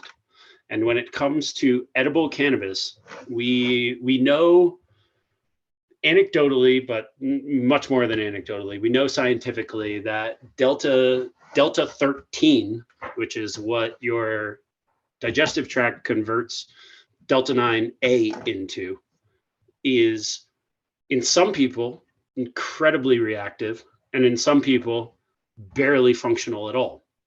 I use anecdotal stories to explain this, but there are many people in the cannabis industry and many people in the consumer world of cannabis that I've encountered many, many times in the last 14 years that can eat 1,000 milligrams of an edible and never, ever get high. I also know people, myself included, where 10 to 20 milligrams through an edible is debilitating to the point of non-function. I don't eat edibles. I haven't eaten edibles in years because comically small doses impair me beyond belief.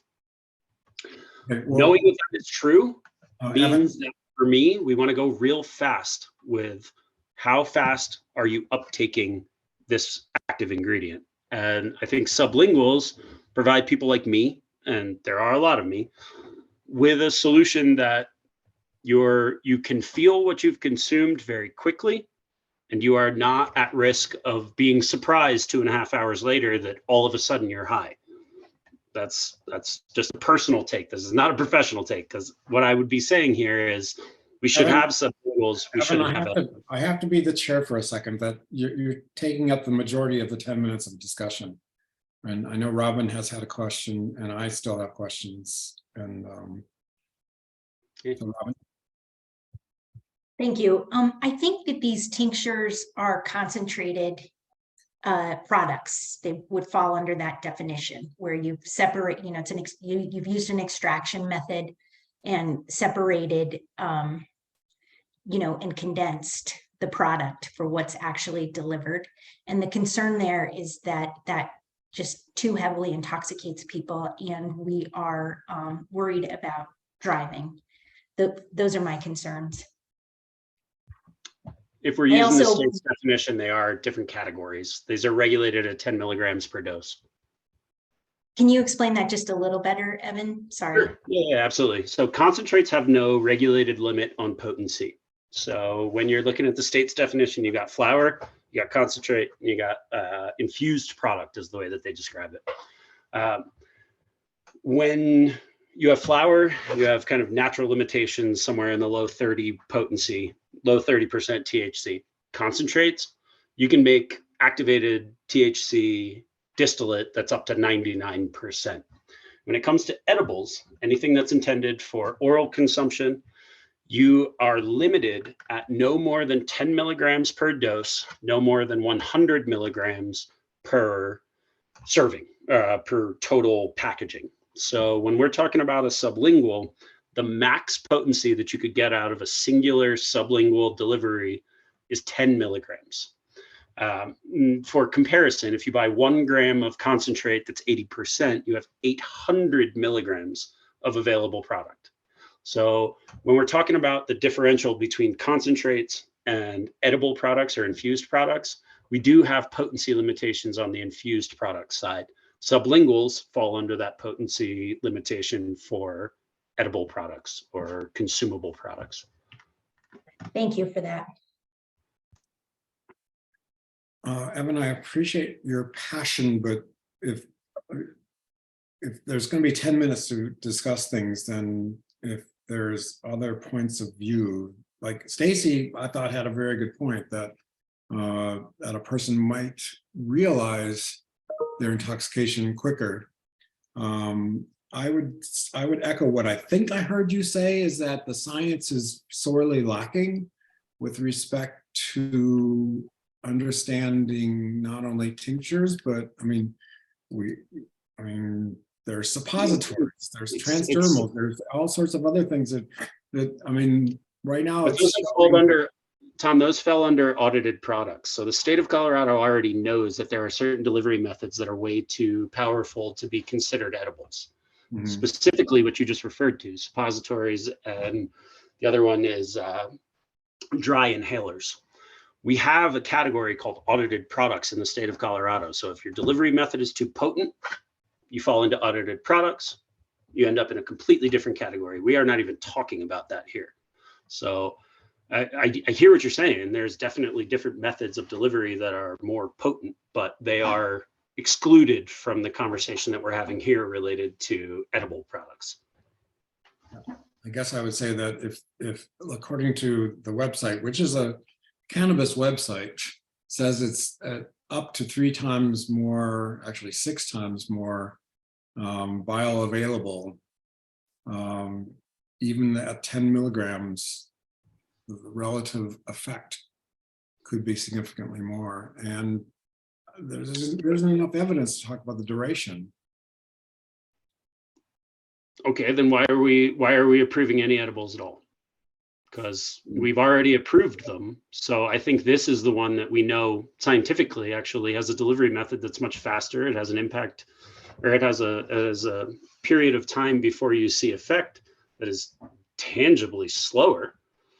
I mean, listen, I'm not gonna argue endlessly for this. I just think it's something we missed, and it's a method of delivery that many people would prefer over eating an edible. Well, just to clarify, we did not approve edibles. We approved beverages by 4-3.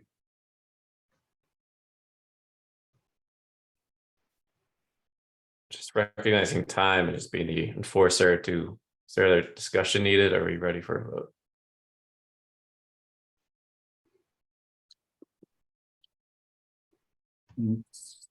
Go for a vote. I would just say one more thing, Tom, like clinically speaking, the sublinguals are a go-to product because they're much easier to titrate and at a low dose. And so I just, from the medical side of it, I don't see an increased risk adding this to your available products. Like, I don't think it's like what you're saying, you're reading, like people are going to get that much more waste. I mean, I haven't seen that really clinically. I think that's more an anecdotal thought at this point. But then again, you know, it is what it is. I just think it's a type of product that is a lower risk profile compared to some of the others we've been discussing. And your statement that you just said that you're talking about cannabis tinctures, not other Correct. other sublinguals. That's right. No, like cannabis tinctures. And the other thought I don't know anything about, but I'm sitting here wondering as we're talking about it, because I haven't before, is if you're bypassing the liver, right, theoretically with sublingual, maybe that's of some benefit if the patron is also drinking. So I don't know. That would be something totally interesting to look into, like in a nerdy way for me. But I am curious to learn more about that. But that's just something that popped into my head as I was sitting here. I can't say if that's true in any way, shape, or form, though. Okay, Brian, if you want to, since you started towards asking for a vote, do you want to keep going on that direction? Kate, is everyone ready for a vote? Not opposed. Kate, do you want to take a vote? We have Michael with us too. I want to recognize as well. Yeah, if someone could repeat the language of the motion that we're voting on to me, so I know exactly what it is we're voting. We are considering a motion. CLAB recommends that sublingual delivered products such as tincture shall be one of the permitted types of products allowed in marijuana hospitality and sales businesses.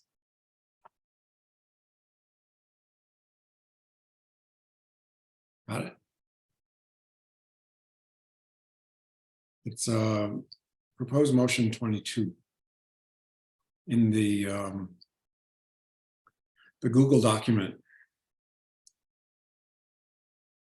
which is what Caitlin's showing up on the screen. Okay, Caitlin, you want to? Yep. I'll take the vote on this. Member Anderson, I am in support of the motion.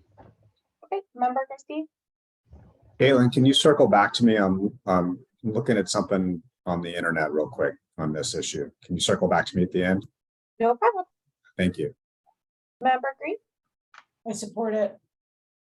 Member Keegan, Support. Chair Huntsman, Opposed. Member Malone, Support. and Member Noble, Oppose. and I'll circle back to Member Christie. Not to give an explanatory answer, I oppose the motion. But I've learned of this issue in my own research, and primarily due to Evan's own comment that the science on this is still sort of not confirmed. So I cannot oppose, I can't support the motion at this point. I oppose. Thank you.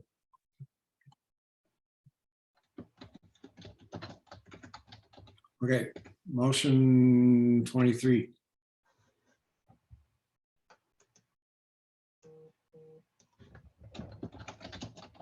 But All according right, so this is a Yeah, motion so- 23 is a reconsideration, so we need to go through the steps that were outlined by Sandra. So we need to have the motion, then we need to take a motion to reconsider, and then we need to discuss. And that's motion 14.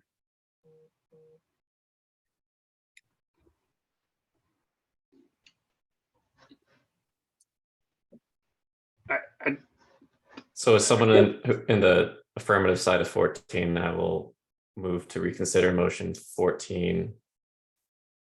And then we'll entertain a second. I second it. Oh, yeah, there wasn't a motion first. He said he motioned to reconsider, I thought. Oh, All right, then now we need to take a vote to reconsider 14.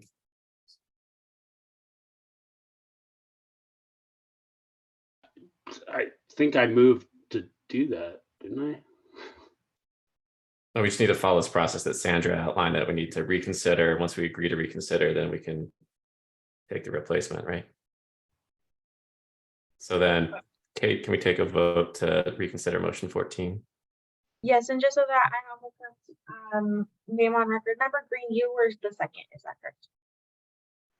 Guys, let me clarify here. 14 is the hours of operation. We're not reconsidering number 14. So if Brian is saying, like, according to Sandra, we need to first have somebody motion to reconsider 14. That was Yeah, Brian's but 14 is motion. hours. right. Right, and we're going to replace 14 with 23. So let's go ahead. We're going to bring up 14. We're going to agree to talk about 14. We're going to replace 14 with 23 is what we're doing right now. So we're going to take a vote to reconsider 14. Once we all agree to that, then we can replace 14 with 23. My apologies. I thought we were still discussing 22. And can we just read the results of the motions? I think that's been typical in the past, but we haven't been doing it tonight. Yeah, sorry about that. No problem. Thank you. No problem. Okay, are we ready to take a vote on Member Keegan's motion to reconsider motion number 14, hours of operation?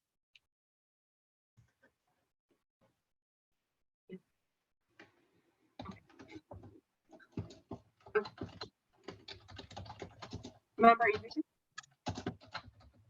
I'm in favor. Member Christie, I apologize, but are we just voting to reconsider the motion? We're not actually voting on the substance of the motion. Am I understanding that correctly? Yeah. I support the motion. Member Green, I support it. Vice Chair Keegan, Support the motion. Chair Kinsman, Support. Member Malone, Support. Member Noble, Support. and that is a unanimous yes. So then I will motion to replace motion 14 with motion 23. CLAB recommends that hours of operation for marijuana consumption businesses be 8 a.m. to 12 a.m. with sales of marijuana stopping at 10 p.m. It's not really a replacement, it's just a new motion. And not according to our notes. We are reconsidering motion 14. So Well, that was before Sandra clarified that we need to decide to that was just All right, we made it this far, folks. Let's just stick to the okay. language here. Okay. All right, we got language in front of us. Let's begin the discussion. Start the 10 minutes, please. I think you need a second, and I'd be happy to be that.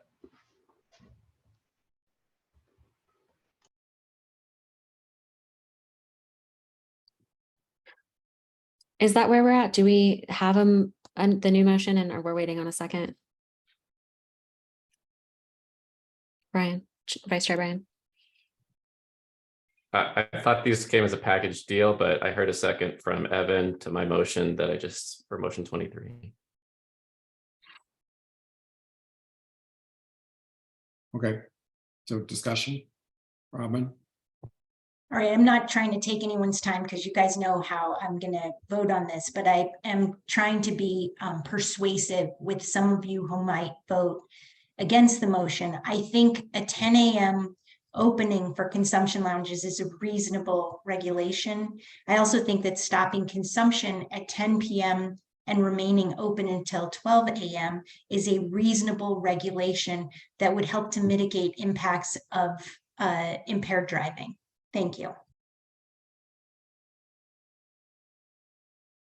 Robin, just to clarify, this is opening at 8 a.m. is the motion, but you just said 10 a.m. Do you want to clarify? Sorry, what I was trying to say, Brian, is that 10 a.m. is a reasonable time to open. I don't want to see it go back to 8 a.m.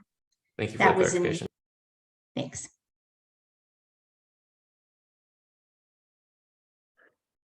Is that the only change? I'm going back and forth from 14 to 23 or whichever it is, 23. There's Is really that two changes. One is the starting time. One is clarifying sales versus consumption. okay? Robin, your hand is still up.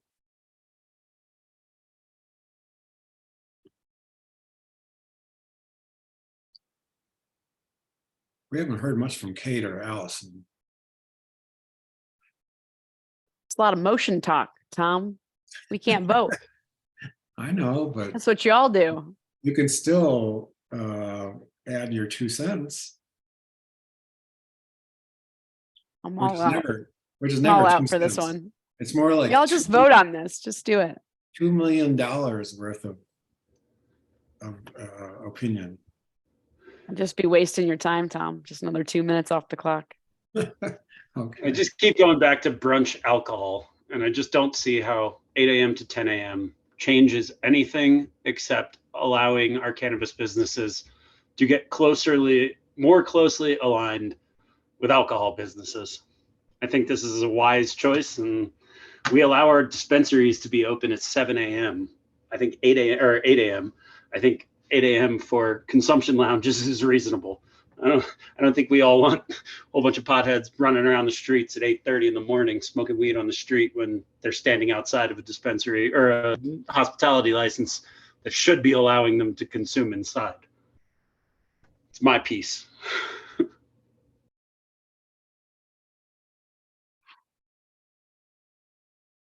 It's impossible, but I would love to hear from a cannabis hospitality establishment to see if they really would want to be open at 8 a.m.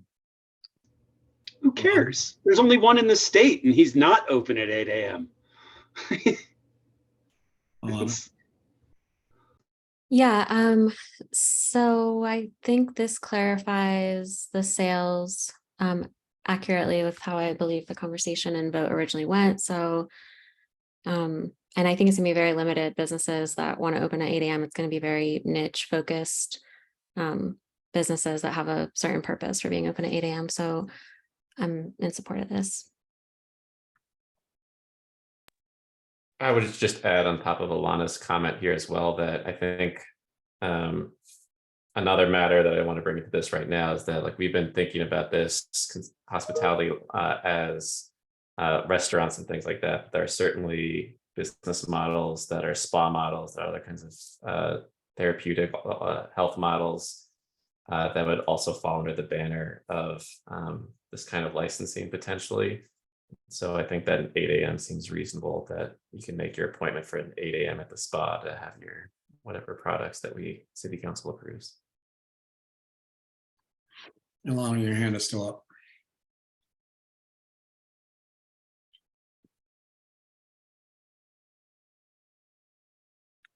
I guess I would have preferred to separate these into two, but it doesn't really matter at this point because it's right there in front of us. Because they're two different issues.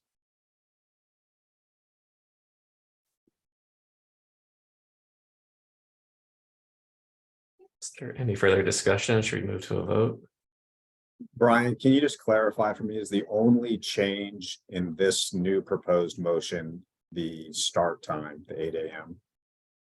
There were two changes here. One is a change in the start time as a substantive change, and the second change is clarifying that sales would stop at 10 p.m., but consumption could continue until closure, which mirrors what is the case with alcohol businesses.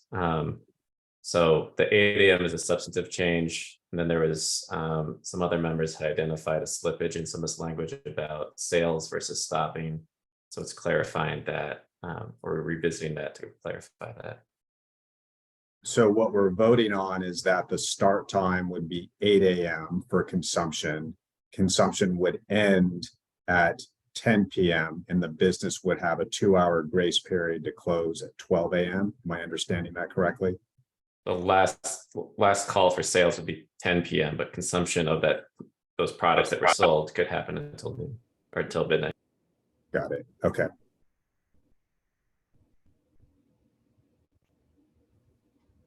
And I apologize for asking the questions. The font on my Google Doc is so small, I can barely read what is written on this. So thanks for clarifying.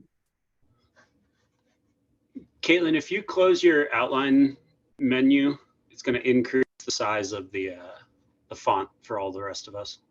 Yeah, now you can just zoom in a little bit and we'll all be able to see it. I'm having struggles as well. I'm sorry, my monitor is huge, so. It's all good. I'm just trying to look at this with 3 other screens open. If you just go to view and increase your zoom a little, all the rest of us can see it. Thank you. Yeah, of course. Thank you. How's that? Or a little more? A little more would be great. How's that? Awesome. There we go. Thank you very much. Sure. Okay. If there's no further discussion, I would suggest we go ahead and vote. Okay. And this is for motion 23. Member Anderson? I'm in support. Member Christie? Oppose. Member Green? I'll support it. Vice Chair Keegan? I support. Chair Kutzman? I'm also going to oppose based on Robin's reasoning. Member Malone? I support. And Member Noble? I oppose. Disappointed. I think we had a great motion before. It's like one of the few that I supported, but thank you. That's 4 yeses and 3 noes. I was a little on the fence too, but I thought Brian's thought was really important to my consideration anyway. Like I didn't even think about the possibility that this wouldn't be like a restaurant-y type of place and it could be a spa. I mean, that's totally true. And that would support the earlier hour, I think. But that's a complicating thing about having two things in one motion, two directions in one motion. And I would ask, Our vote is our voice here, and we've Yeah, but in future, run out of time. but in future motions, maybe not combine two things in one. To reiterate, Tom, I wanted to clarify the service sales thing before going into this. So in my mind, it actually was only one change. But. All right, moving things along. I see for proposed motion 24, member Anderson is retracted. You guys we have approved outdoor consumption. Thereby, I am not interested in fighting about CFM indoor air quality. You are never going to make indoor air quality match outdoor air quality. We've known this forever. If you guys are in support of us being outdoors for consumption, I am happy to retract this motion. I think the motion that we already passed is absolutely unenforceable, but it is the language we passed and I wasn't here, so I will accept it as is, but I revoke my ability to bring this next motion. Air filtration reconsideration is not necessary in my opinion. But I will bring your attention to motion number 25. Let's just close out 24 that, well, if no one else wanted to bring up 24, we can proceed, but this would also be a reconsideration. So we'd have to go through a similar process of moving, voting to consider, discussing, and voting again. So if no one wants to do that, we can move on from 24.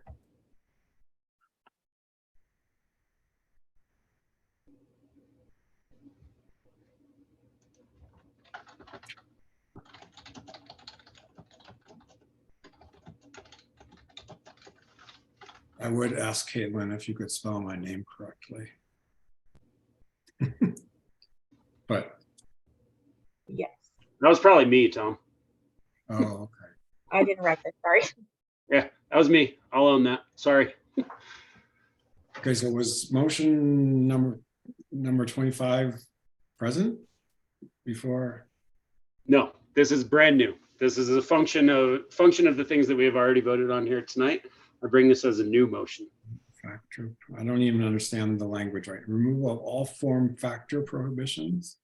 Form factor. Yeah. So this specifically relates to we have now created prohibitions against concentrate and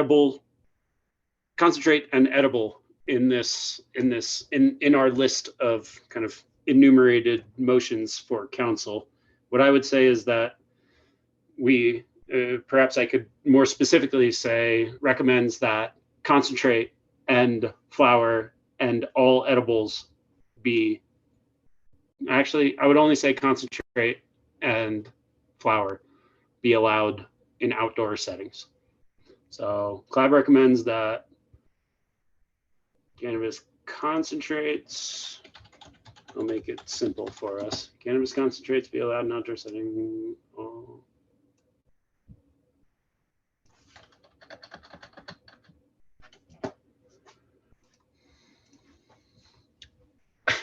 I don't have a lot of hope here, but I'm just happy that we all said yes to outdoor. So I want to throw this out there. No, it doesn't include what you just said. It doesn't include edibles because I'm not trying to get into the weeds on edibles. I don't believe that outdoor has any impact on whether or not we should allow edibles. Edibles still take many hours to set on. So what I would say here is that our fear of indoor air quality has been eliminated. So in outdoor settings, we should allow consumption of concentrates and flour. I'm aware of the probability of this passing, but I want to throw it out there just to put it on the record. You didn't add flour though, and smoking flour. Yeah, but I guess they weren't prohibited. So. Well, they were prohibited in an indoor space if ventilation. Yeah. Flour and concentrates be allowed in outdoor consumption settings. Alana, is there any consideration here? Anybody who may have potentially been in support of concentrates, is there any language improvement I could do here? I know I'm shooting, this is the long shot, but I'm throwing it out there anyway. Just trying to use consistent terminology. Yeah, it's the most insulting word you can use for this product, but that's fair.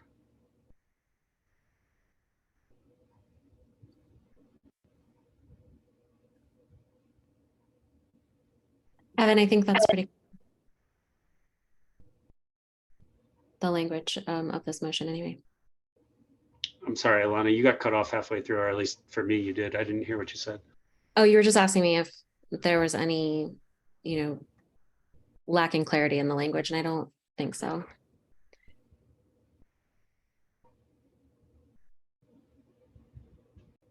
Okay.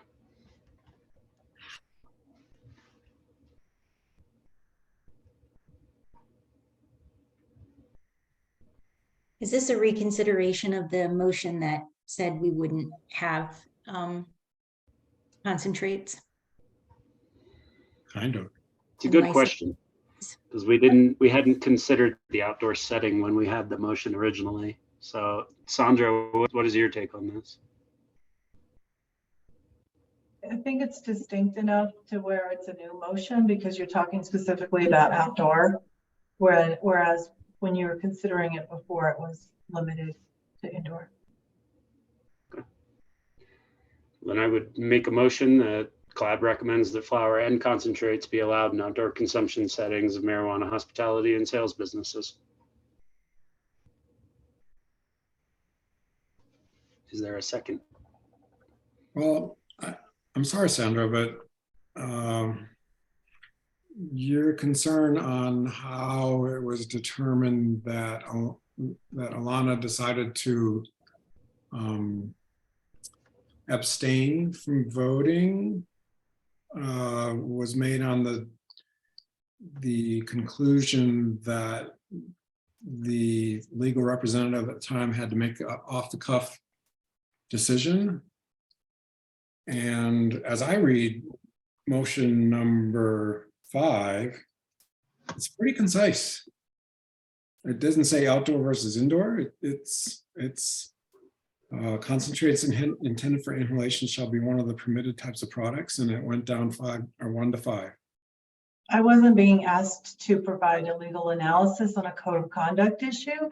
It was an issue that I believe is clear. Obviously, if you wouldn't disagree with me that when that item was considered, that outdoor wasn't a consideration, whether it was explicitly said or not.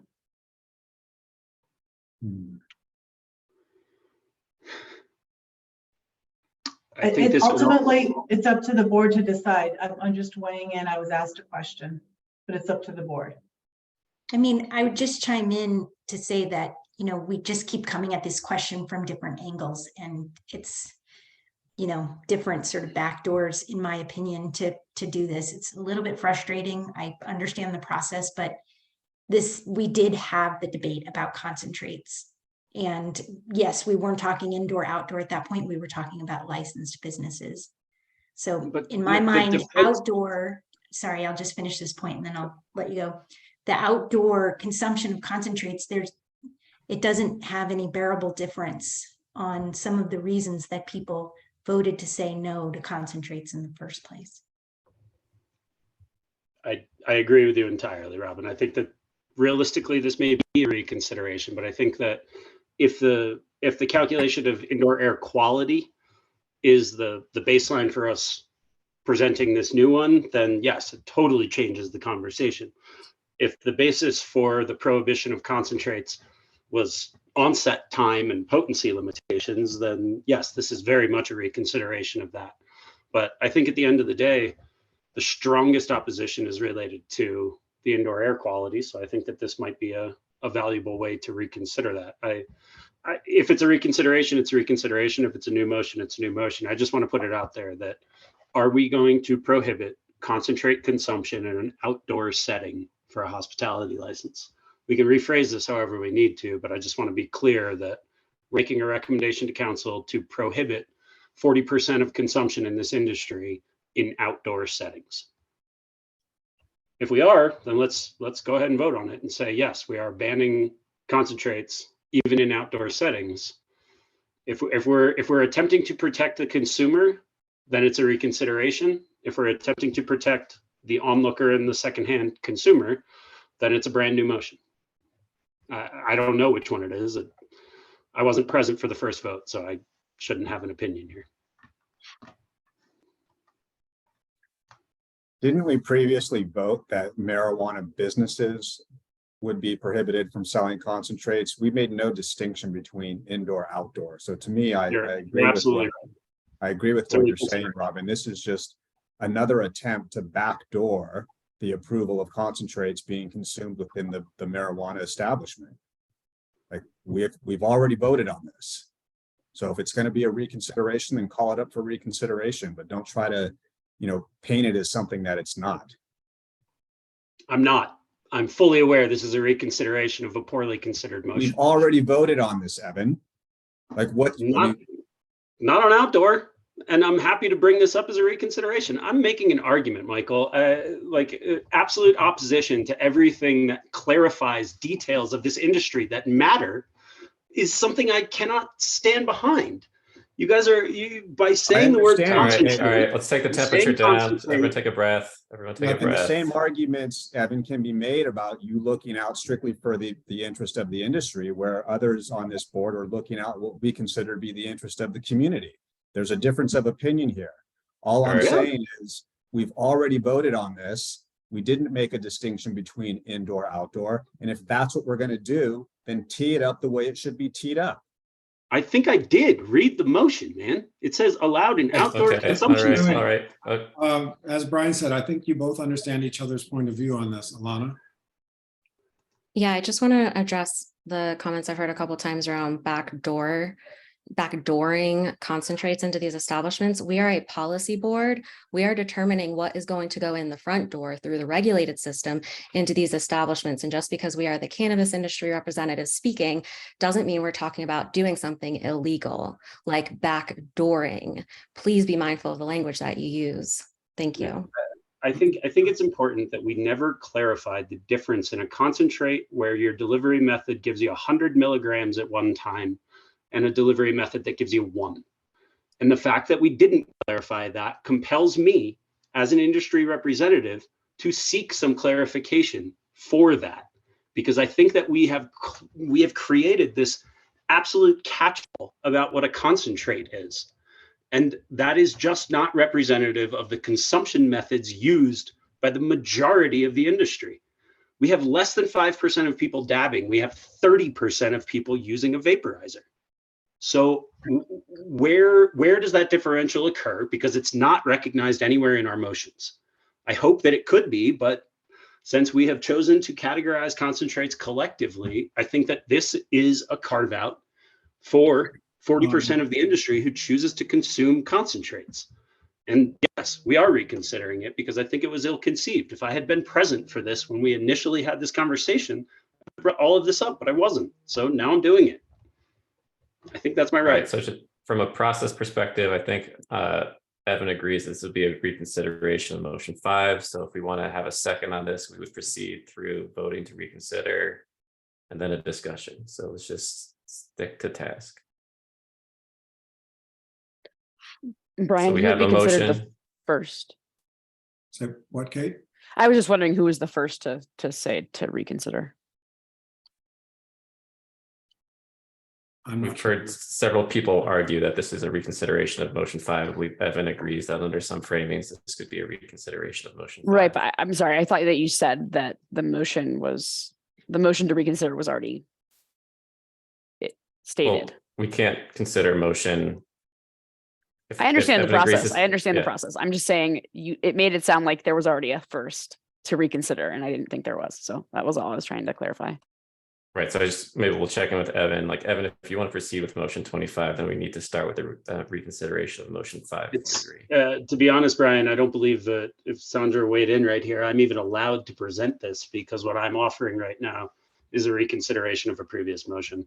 I will gladly retract this right now and take up my gripe with City Council when it comes to that. But I just think it's a horrible injustice to categorize, I don't know, what is it, $800 million worth of consumption in the state of Colorado as just exclusively prohibited indoor or outdoor. Evan, you've had your time. I'm sorry that it didn't go your way, but like, just take a moment, dude. I don't know if I need to make my point was going to be, I think it's Thank you, Alana, for pointing out the term backdoor being used. That was not appropriate. I did not use that. But I would point out the front door, what people bring to a cannabis hospitality establishment, whether they bring concentrates or not. If concentrates are not allowed, then they wouldn't bring it through the front door. And I that's was what pointing we- out that we're determining what they I know, will but be that's what we bringing and that they decided. will only be bringing it through the regulated legal channel. And that Make a there, motion to we don't need to retract. presume the backdoor activity. Okay, Robin? Yeah, I just want to apologize for using the phrase backdoor. That was sloppy. I was just trying to sum up a little bit of frustration of coming at that from different angles, but I didn't mean to make it sound shady. So my apologies. And then secondly, on the concentrate piece, I would just say that what I think CLAB has relied on is the state definition. And so I realize that that's hard because that puts some limitations, but it is the state definition that we were using to consider some of these motions. I appreciate that, and trust me, I was part of the writing of this language for concentrates. I would say that in the 8 years since that language was written, there has been differentiation that has not been acknowledged by state law, and I'm seeking to acknowledge that differentiation here. But clearly, it is not something that is palatable to this group. So I've already retracted it. I retract my motion to make any further vote about this. I don't think it's productive in this setting. Okay, so going back to what Kristen said a long time ago, our intention was to move forward on this today so that we can have public comment at the next session and then further discussion. So my understanding is this Google document, including if people still want to add additional color to their votes, then this would be what would go forward, and this is what would be put out for public comment. Is anybody opposed to that idea? Do you know how much time we would have, Tom, to add some comments on the motions that passed tonight? That would be a Kristen, Riwa, or Caitlin, or Sandra question.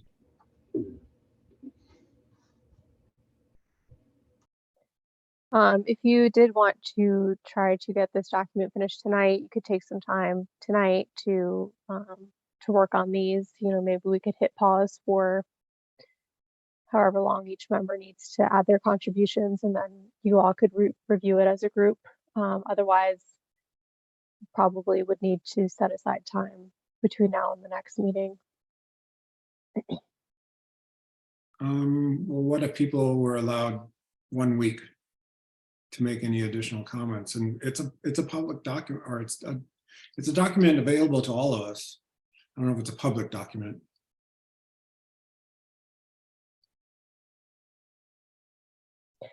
Sandra, could you? Yeah, my understanding it is a public document, you know, if it were not, which it is, that would be potentially considered an open meetings violation, open meetings law violation. So we definitely want to make sure that that it is continues to be public. And I just want to add that, oh, it looks like it's back in there. So motion 20 was missing, but if someone could just, I don't have access to edit the document. If somebody could just note that motion for reconsideration failed. Yeah. Good For point. motion 20, that would be awesome. Thank you. Oh, and I didn't mean to suggest that it would not. I just didn't want to misstate. I was assuming that it was a public document, but I didn't want to state that wrongly.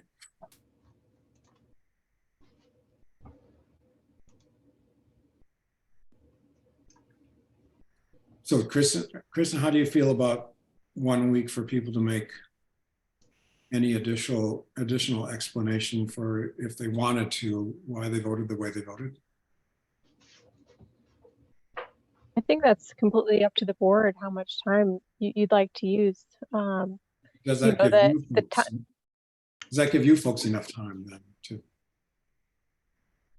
Well, the question that I have, and Sandra, maybe you can help weigh in on this, is whether the board needs to vote on the final form of this memo before it goes to the public hearing at the next meeting. Because if that's the case, then you would need to wait until the next meeting anyways to make that vote if it's not in its final form tonight. I think that's up to the board. If the board is okay with the way the document looks now, and then individuals can put in their public or can put in their individual comments. And so long as the board is okay with those and not seeing them again for final approval, then it could be moved and considered tonight in this final form with the addition of individual comments, or you could wait till the next meeting when you actually see that final document to make a motion on passing it or not.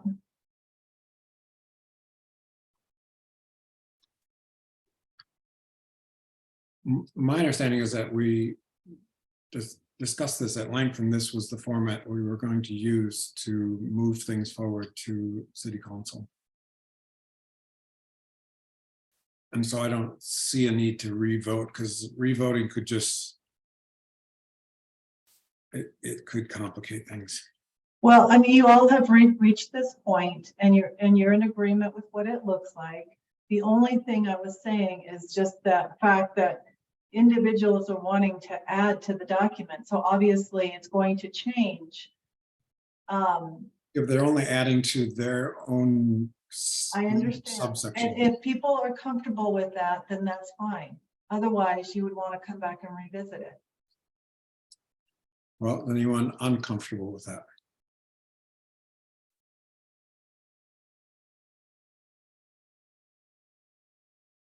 Can you restate what that is? Using the Google document, which I can't get to the top of it, entitled Memorandum, Clab Hospitality Business Motions, which goes for 20 pages, I believe. And it might go even longer, as if people add more substance to the reason why they voted. Because even on, I mean, people are probably going to add a little bit on the last votes, but they're only going to add to, like you're adding right now, Brian, to the sections that they are in charge, or that they are explaining their vote.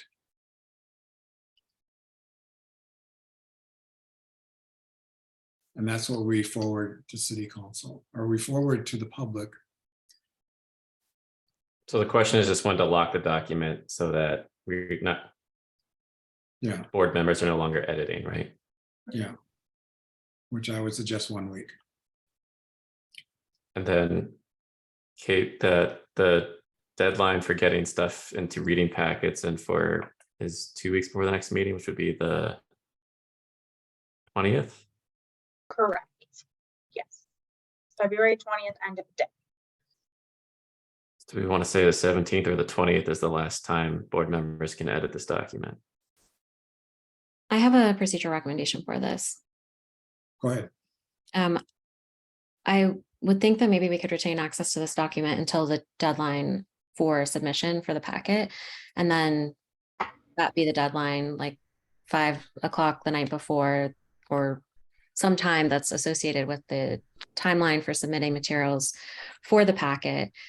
That's the deadline for this document. And then this document goes into the packet so that public can see it ahead of the meeting where we are having public comment on the package of our recommendations. And just to specify, you mean on the 20th, Alana? I'm not looking at a calendar, but I just didn't see any. I mean, I don't think I'm going to add a lot to this, but I didn't see any reason to give us only 7 days if we have until, what's the date, the 20th? I'm fine with it. If the city staff are fine with a solid deadline of the 20th, I'm fine with it too.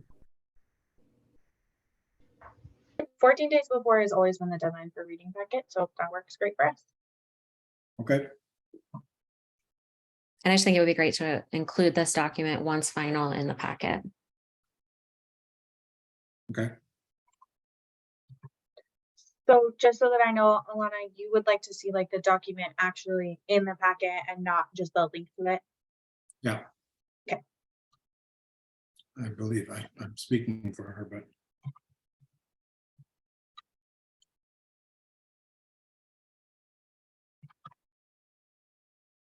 And I'll go through and add the motions that did pass to the bottom here. Folks wanted to add their rationales there. I did have a question. Go for it. Just a question about whether we want to include proposed motion 20 and 24, or whether we should remove those from the document, since this is, I mean, I know it's historically relevant, but if this is going to city council, I don't know that they need to, I mean, maybe we do want to keep it in there. And we just, I think 24 goes away because we never voted on it, but right. 20 probably sticks around. There's from the author himself. I mean, you guys are reconsidering motions that I'm proposing right now. The lack of continuity here, lack of procedural accuracy is certainly wanting in this whole thing. I proposed. I'm just curious whether or not things I wasn't present for. So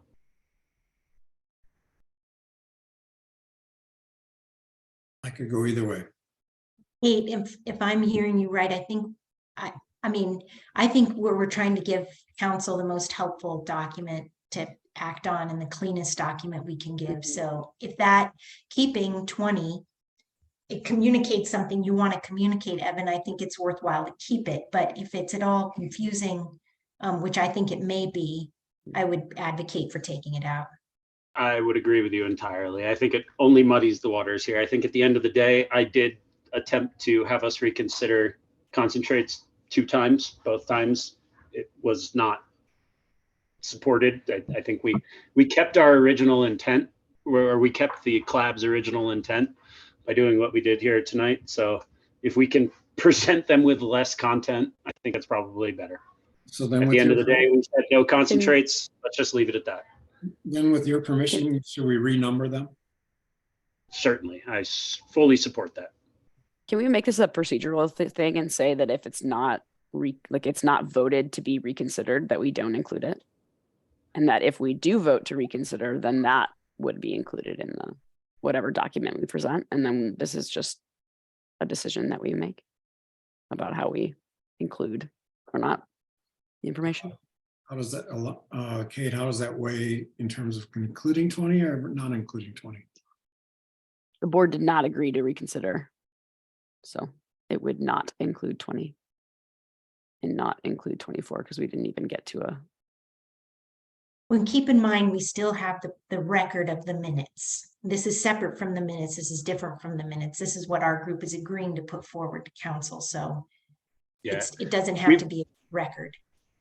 Yeah, we removed a lot of procedural vote things that we did here that didn't have impact on what our recommendations are. So I think removing those because we didn't vote on them, they didn't create a recommendation. So I don't think we necessarily need to include them.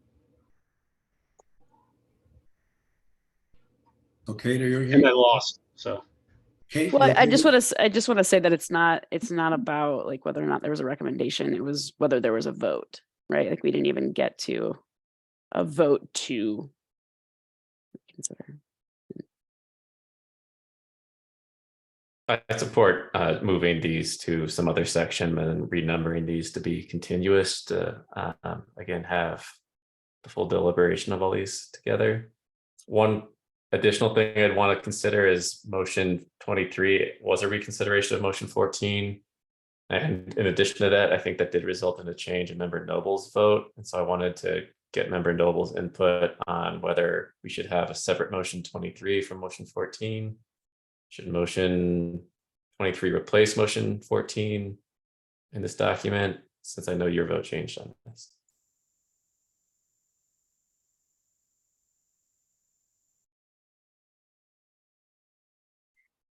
I mean, I could try to reflect it in my comments on the new motion.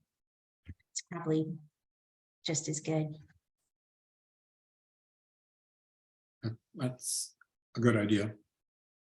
Could I recommend maybe in motion 14 somewhere putting that it was reconsidered for motion number, whatever number the new number would be, so that there is a connection between the two? That's what Evan just typed. I didn't note that on 14 though. I only put it on 23. Okay. Well, you can add it to 14 also.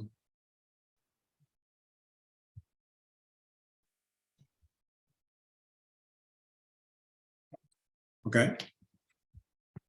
We solved all those.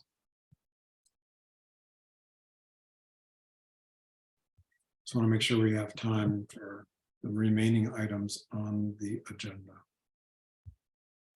which were unbelievably on time. For the folks who are editing the document, doing some writing to it right now, I would just note that the fourth column shows the vote count. That's if you're going to do it in a parallel way. Thank you, Robin. I was wondering why that was empty on the lower ones. Cool. Okay, Brian, you have your hand up. Oops. Sorry about that. Go ahead. Okay. Are we ready to move on?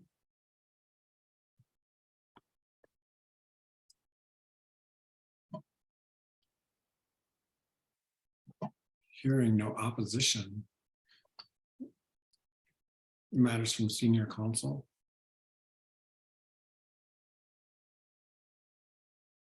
Thank you, Chair. I just wanted to provide an opportunity for folks. Well, I just wanted to share with you that I did share a memo related to code of conduct with the board members. It was a legal opinion regarding the previous code of conduct opinion that was provided in an earlier meeting. And I just want to say that when I covered the January meeting, I wasn't aware of one of the facts that was very pertinent to my analysis. And as a result of that, I went back and I did a reanalysis of the code of conduct issue related to Member Malone. And because of that new information, which is that I was under the impression that Green Dot Labs was the only MIP license in the city of Boulder. And that was the fact that I used in my analysis. I've since learned that that's not the case. And because of that, it changes my analysis. And I now have opined that there is not a code of conduct, or excuse me, a conflict with that particular circumstance. And I guess I just want to note that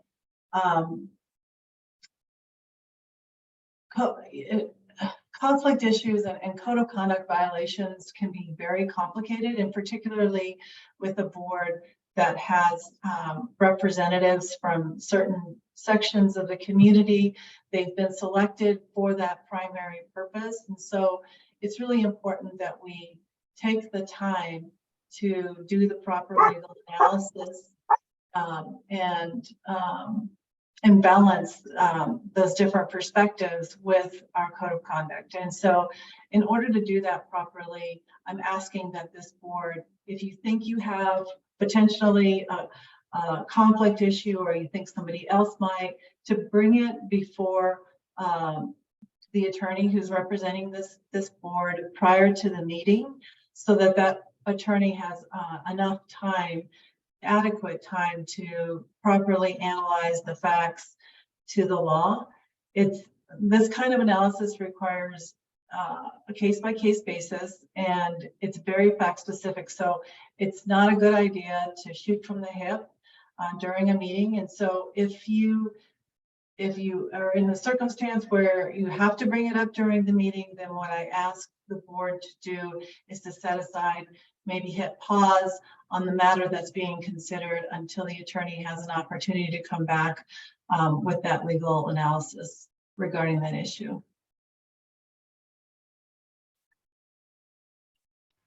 Thank you, Sandra. I appreciate that. Our conversation was incredibly informative, and it helped me feel a lot better about this board. So thank you very much. You bet. And just to allude to what Devin just mentioned, I did reach out to each one of you and spoke with you about this issue because I didn't want you to be surprised at tonight's meeting. I think I heard from everyone except for you, Robin. I left you a message and I didn't hear back. So hopefully I didn't have the wrong number or something. Yeah, I didn't get a message. So this is the first time I've heard of this at all. Well, I'm sorry that you're just hearing it for the first time because I definitely sent you a message. But maybe I'll follow up with you to make sure I have accurate information. I apologize that you're just hearing this for the first time, and I welcome, if you would like to have a discussion one-on-one about it, I'm happy and available to do that.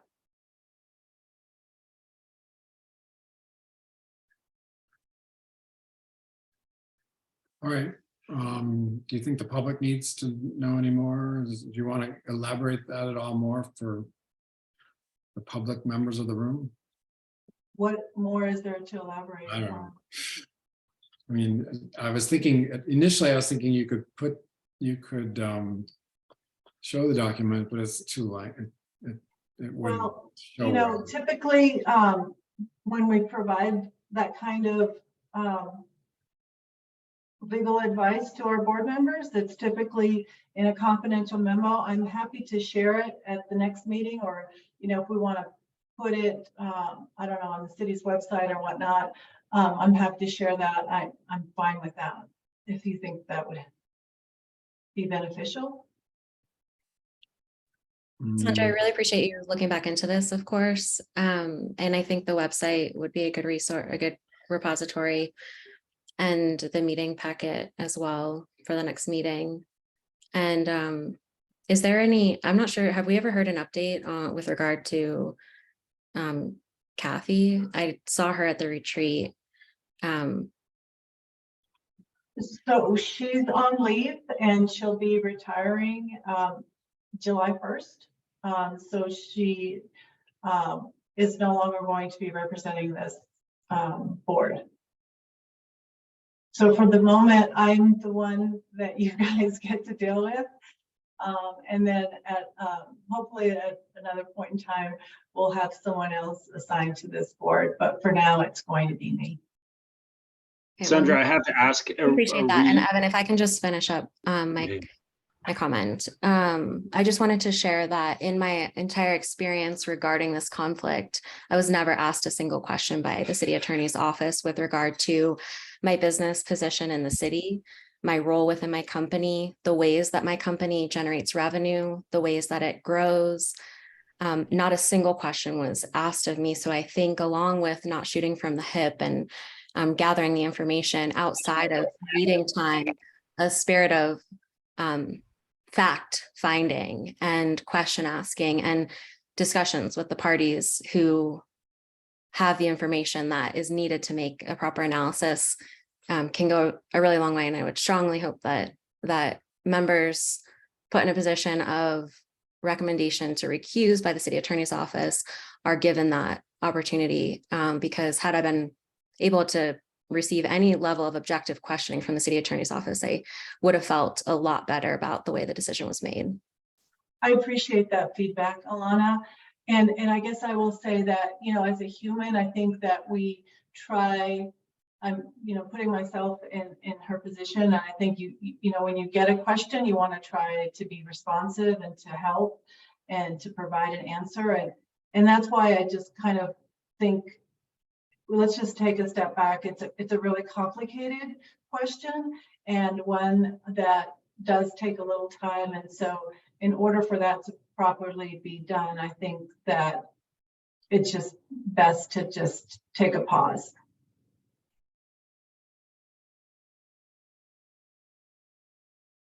Okay. Any other comments, Sandra, or any questions for Sandra? Okay, then Kristen or Caitlin. And we'll make sure and include that memo in next month's packet. Okay, thank you. Member Anderson, you have your hand up. Did you comment? Oh, sorry. Yeah, I just wanted to thank Sandra. The personal reach out is something in 12 years of operating a cannabis business in this city I've never received. So that is a delightful new standard, and I really do appreciate it. We're here. We are members of this community as well, and the fact that Sandra made the effort to communicate with myself and the rest of the board and make it clear what the city attorney's office opinion was, as opposed to presenting it inside of this meeting, really, it helped. It meant a lot to me, and I just want to say thank you. And I look forward to hopefully many more years of communicative and functional relationship with the city attorney's office. It's a delightful new change of pace. You're welcome. So thank you. Okay, Kristen or Caitlin. Yeah, next we just have matters from regulatory licensing office. We just have two things on here. So the first one is agenda topics for future club meetings. If anyone has anything that they would like to add.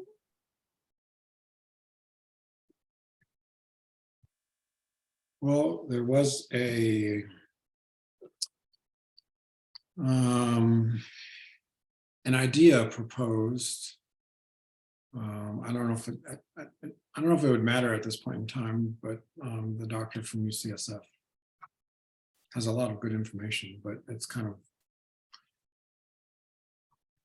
water over the dam or unnecessary at this point in time. Is there any interest in having future speakers, either that person or others?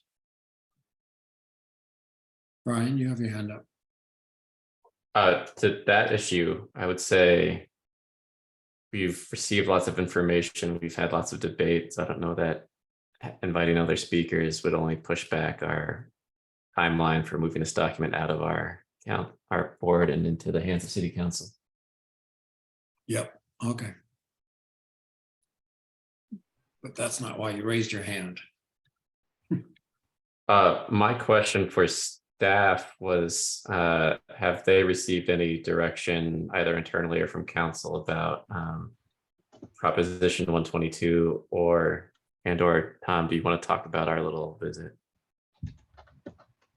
I was waiting till the last segment, matters from the chair and members of the board. But All right, we'll wait for that then. But my question for the staff stand. Your question to staff is pertinent.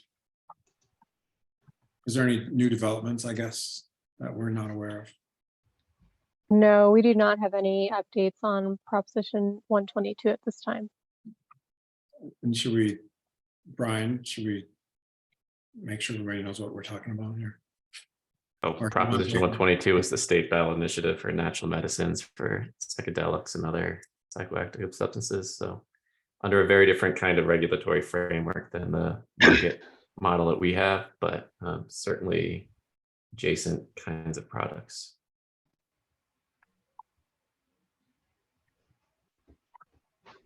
Okay. Who wants to talk about board recruitment or the application for, Kate, sorry. I was just going to ask actually what the public hearing will look like next meeting, and how much time that we should expect that to take up, and then what other topics. And we're talking about the agenda for next week or next month, so I'm just trying to understand what that'll look like. And maybe you guys all talked about that at the retreat, but I wasn't there for that conversation. So. That's a great question. How would we like it to be structured? we've had public comment before, but it has been over much smaller issues or more concise issues. Can I ask what it looks like in other boards?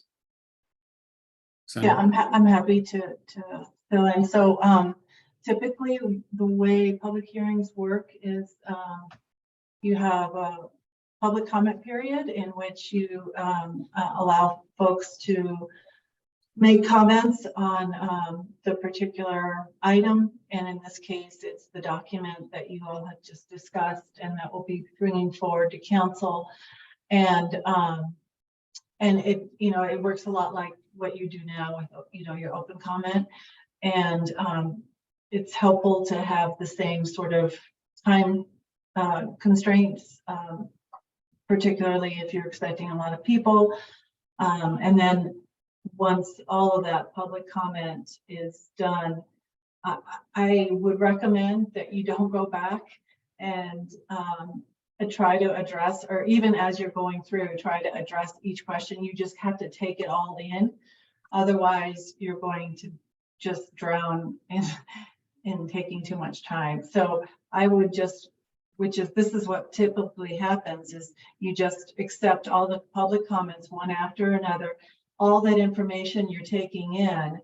And then once the public comment period ends, and all of the folks who have commented have had that opportunity, then you can sort of go through your discussion. And if you think that there needs to be any changes based on the comments that you've heard, that would be the opportunity to bring those up. But that's typically how it works. So when we had our less public comment, I mean, I could go back and look at minutes and stuff like that, but we had a good number of speakers. Now, will we have the same number? I don't know, but it Was that for delivery, Tom? I What was the topic? remember, because yeah, I don't know other than, is Rewa, are you here? Or Alana, do you remember how many? I kind of remember like something in the range of 30 speakers. For delivery? Well, I don't remember what it, were there 2 public comment segments? It's hard to know how busy this public comment period is going to be. I mean, we've done all the work, so I think it might depend on what else we put on the agenda. Like Kate's question, like if we say that if there isn't an agenda item that says discuss hospitality, then maybe we won't draw out 100 people giving us comments that we maybe don't plan to incorporate. I don't know. So it might depend on what the agenda says. So Chair, did you have any other things teed up for March discussion wise? Not at this point in time. So typically an agenda for a hearing that would include public comment. So it would look just like the agenda that you have now. You would have normal public comment for things unrelated to things that are on the agenda. And that would be like future agenda items or whatever anyone would like to bring up. And then we would have an agenda item that would be public comment specifically for marijuana hospitality provisions. I would defer to Sandra, like we can change that around, but that's usually the way that it looks when we have public comment on a specific. I couldn't hear that last part. You couldn't hear the last half of what you said, Kate. I'm sorry. Typically when we have public comment about a specific topic on an agenda, we have an agenda item that's for public comment for that topic. So it would look a lot like your agenda from today. So like number 4, for example, would say public comment regarding older marijuana provisions. Yeah, that's exactly right. Like it's got to be connected with, it has to come right before the actual discussion of the hospitality establishment that you guys just completed. So it wouldn't be like open comment, which is like about anything. it's like, it has to come like right before you actually discuss the item. Okay. Does that answer your questions? Yeah. I mean, it's, you know, we need to reserve. If you assume 30 speakers at 3 minutes a speaker, that's 90 minutes. Yeah. And then discussion for another whatever. And then the next plan is what to finalize at the April meeting. I think on that occasion, we actually had people either raise their hand or pre-sign up, or, you know, let us know how many public speakers we're going to have. And we even changed the time frame from 3 minutes to 2 minutes. Yeah.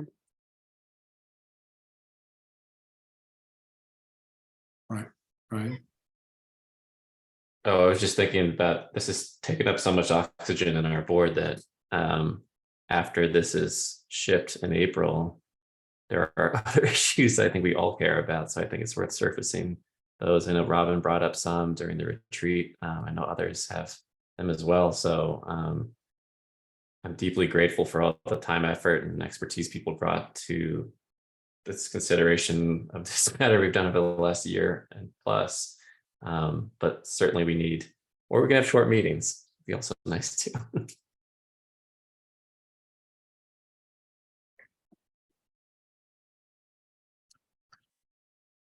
So are we in general agreement? The skeleton or the what Caitlin presented, is we have a general public comment. There might be a couple other more agenda items there, but then public comment with respect to the hospitality document that will be forwarded to City Council, and then we have discussion on that.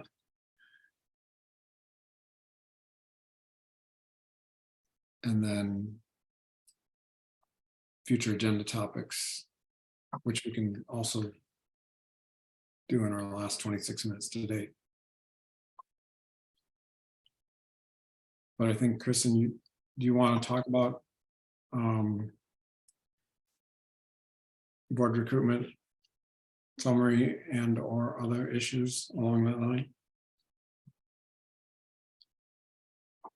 Yeah, I'll let Caitlin talk about board recruitment. She's been spearheading that effort here at the city, and then I can provide a quick update on hybrid meetings when Caitlin's finished. Okay, thank you.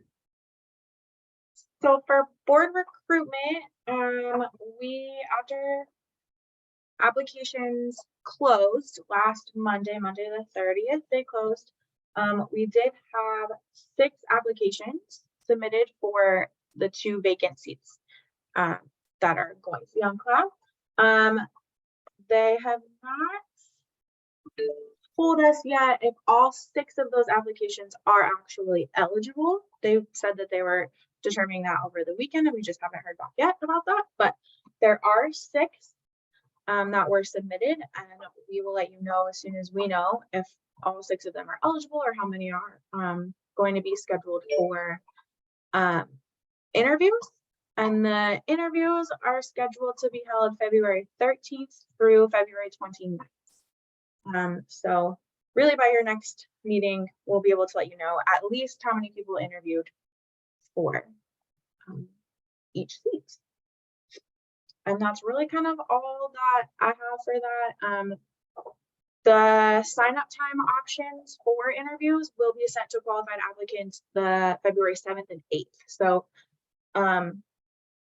if you're listening to this meeting and you've applied for a seat on the board, your interview time will be sent February 7th and 8th for you to sign up for. So, and that's basically all that I have for the update on board recruitment, but I was happy to see that there were 6. Kate, you had your hand up first, but you took it down. I was just wondering if we would see those applications or in the next packet, or whether that would be until April. Because I don't know, the reading packet, right, has to be in before the end of but we still could possibly see them. So that was I probably will be able to include them for March, yes. okay, cool, thanks. Right. And then Caitlin or other staff, can you remind us that currently it's member Kunstman and member Malone whose seats are being reappointed, who would be up for reappointment in the next cycle 2024? That's a great question. I'm sorry I didn't look that up for you before, but I'll get it right now. One second. All right, thank you. Everyone on the hot seat. It's not you, Brian. I got my safe 5-year appointment here for another 4 years. And while Caitlin's looking that up, I just have a quick update on hybrid meetings. So just want to let you know that staff is looking into the different options that we might have for hybrid meetings going forward. It does look like we'll have a few different conference rooms available at the city that could facilitate a hybrid meeting if that's something the board would be interested in. And you will have the opportunity to discuss those options and vote on what. Kristen, 1 second. Evan needs to leave us. Evan, is there anything else you would need to add before you go? No, I'm pretty sure I've shaken things up enough here tonight. I appreciate everybody's patience and tolerance of my aggression, but obviously I'm passionate about this and I appreciate everybody else's passion. Thank you all. And I'm sorry I got to jump right now, but I have no choice. So thank you. Thank you for your passion. I am available at any time if anybody wants to talk to me about any of my strong opinions, but at this time I got to sign off. So thank you all. All right. Take care. Thanks for telling me. Yep. Okay. Sorry, Kristen. Michael's gone too. I just noticed, but go ahead. No problem. Just long story short, we're looking into our options. The board will have an opportunity to vote on what format works best for you. Once we finish up with the recruitment process and we have the new members seated, we want to give them an opportunity to participate in that conversation as well. So more to come on that, but I just wanted to give a quick update. And I will kick it back to Caitlin if you want to follow up on Member Keegan's question. Yes.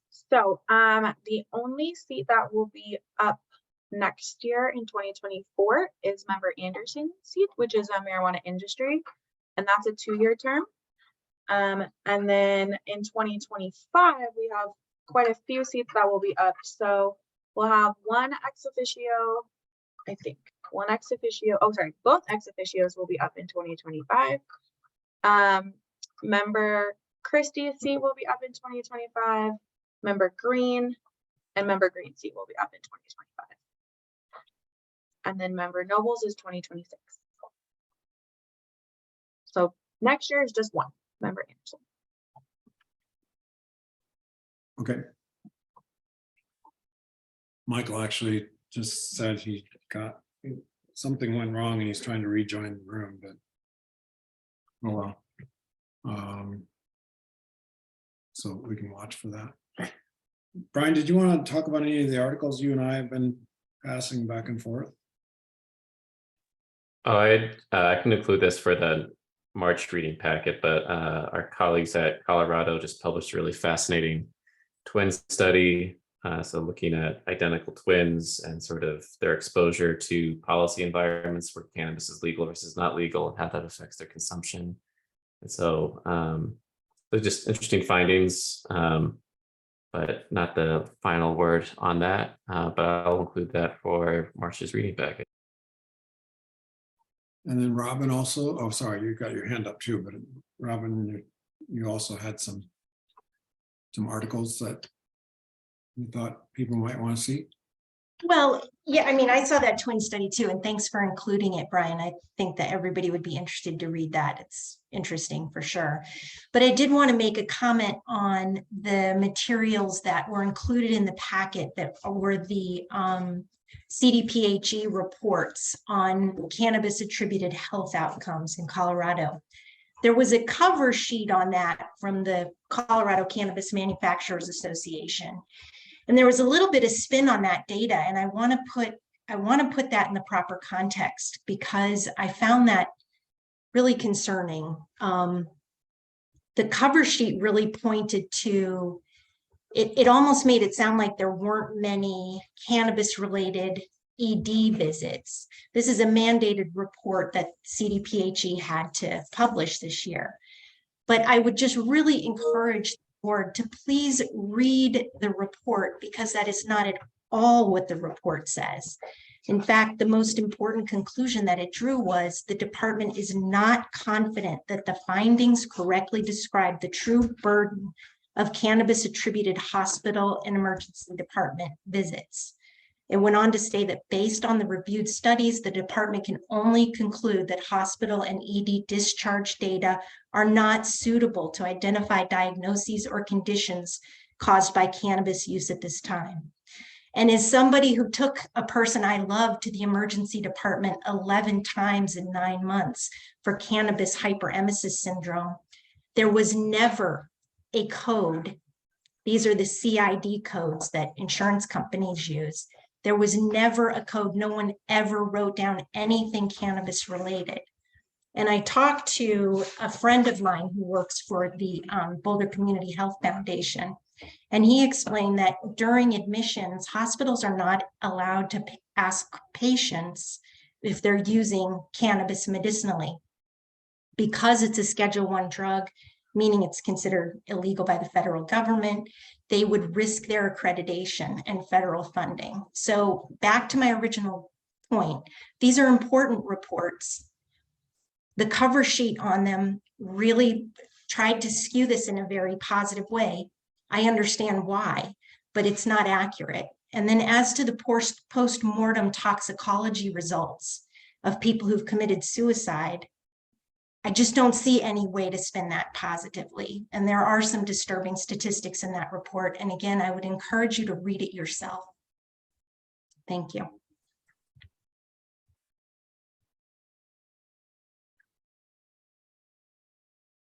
Okay, anyone else? I don't think well, Stacy, sorry. On just the heels of what Robin was suggesting, I submitted, but it was too late for this meeting. There's a summary report that CDPHE just put out as well that I think would be useful for everyone here to look over, so that hopefully it will make it to the next reading packet. But it includes a lot of similar, there's some overlap, but there's also a lot of other interesting data that's been collected on cannabis in Colorado. So just more to read for next time. Okay, anyone else? Okay, Allison, Alana. Just looking around the room. I decided on my own, and I'm trying to figure out how to report off on this. It's very enlightening to go and look at the existing cannabis hospitality establishments in the state of Colorado. I was gonna, on a trip to California, I was gonna try to include some of the California ones, but that didn't happen.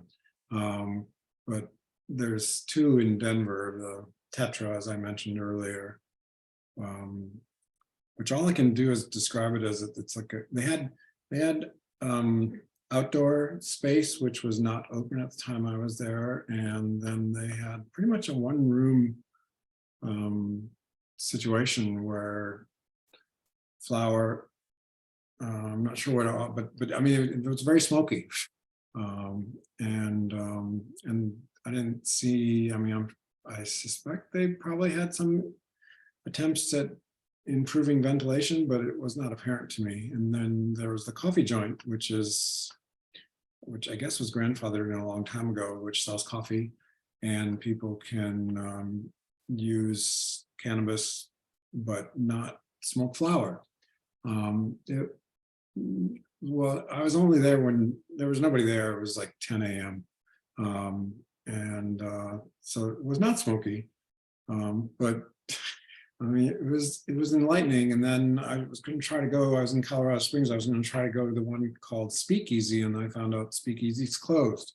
And I'm not even sure why exactly. There's articles on the internet that talk about that, but it's unclear as to why. I think the city of Colorado Springs used some ruling to close it down. But I don't know what that was exactly. And I don't know, Alana, or Kate, do you know anything about what's happening in Colorado Springs? Any guesses? Or? I'm just curious, did you go to licensed hospitality establishments or did you go to marijuana clubs?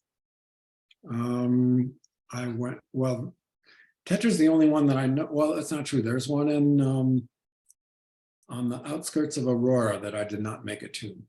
So there's one in our Adams County that's licensed. Yeah. I'm not sure that the others are. I'm curious if they are. Tetra has a license up on their wall. So State license? yeah. I'm not sure about the coffee joint. And then, Brian and I went to an institution in town, which shall remain nameless, but hopes to be the first cannabis consumption business in Boulder at this point in time. And then I was trying to apply what I saw at those two to what I saw at this restaurant. And I was having a hard time with it because there's no separate ventilation. There's no separate room for use. And there were, I can't see right now without some significant renovation how they would provide access to outdoor consumption. But that's up to them, I guess. It was just an interesting field trip that I just thought I'd mention. Anybody else wants to go with me the next time? You're welcome. I definitely encourage you to go to the one in Adams County. They have very good ventilation. And I think he came and spoke here and spoke about his ventilation in his facility. I will try. That one was not on the, I was on my way to Colorado Springs, and that was not on my way to Colorado Springs. But I'll see what I can do. If anybody wants to do a road trip and we have good reason to go to the outskirts of Aurora. Stacy, do you have to go there for meetings? No way, huh? Yeah, that's a lot further than I usually travel, but I'll entertain the idea. Okay, all right. All right, unless somebody else has other things to mention. Oh, I know I was going to mention the two that I went to had waivers for people going into their buildings to sign, which I have copies of somewhere, but I just found it kind of interesting. Okay, motion to adjourn. Ryan motions to adjourn. Is there anything else we need to discuss? Are we good? I second the motion. There's a second. Any opposition or abstention? Okay, I agree with Brian. Thanks. I express gratitude for everybody's time and effort. Everyone in the virtual room, including the public, and we'll see you next month. Thank you, staff. Thank you, everybody. Good month. Good night. See you next.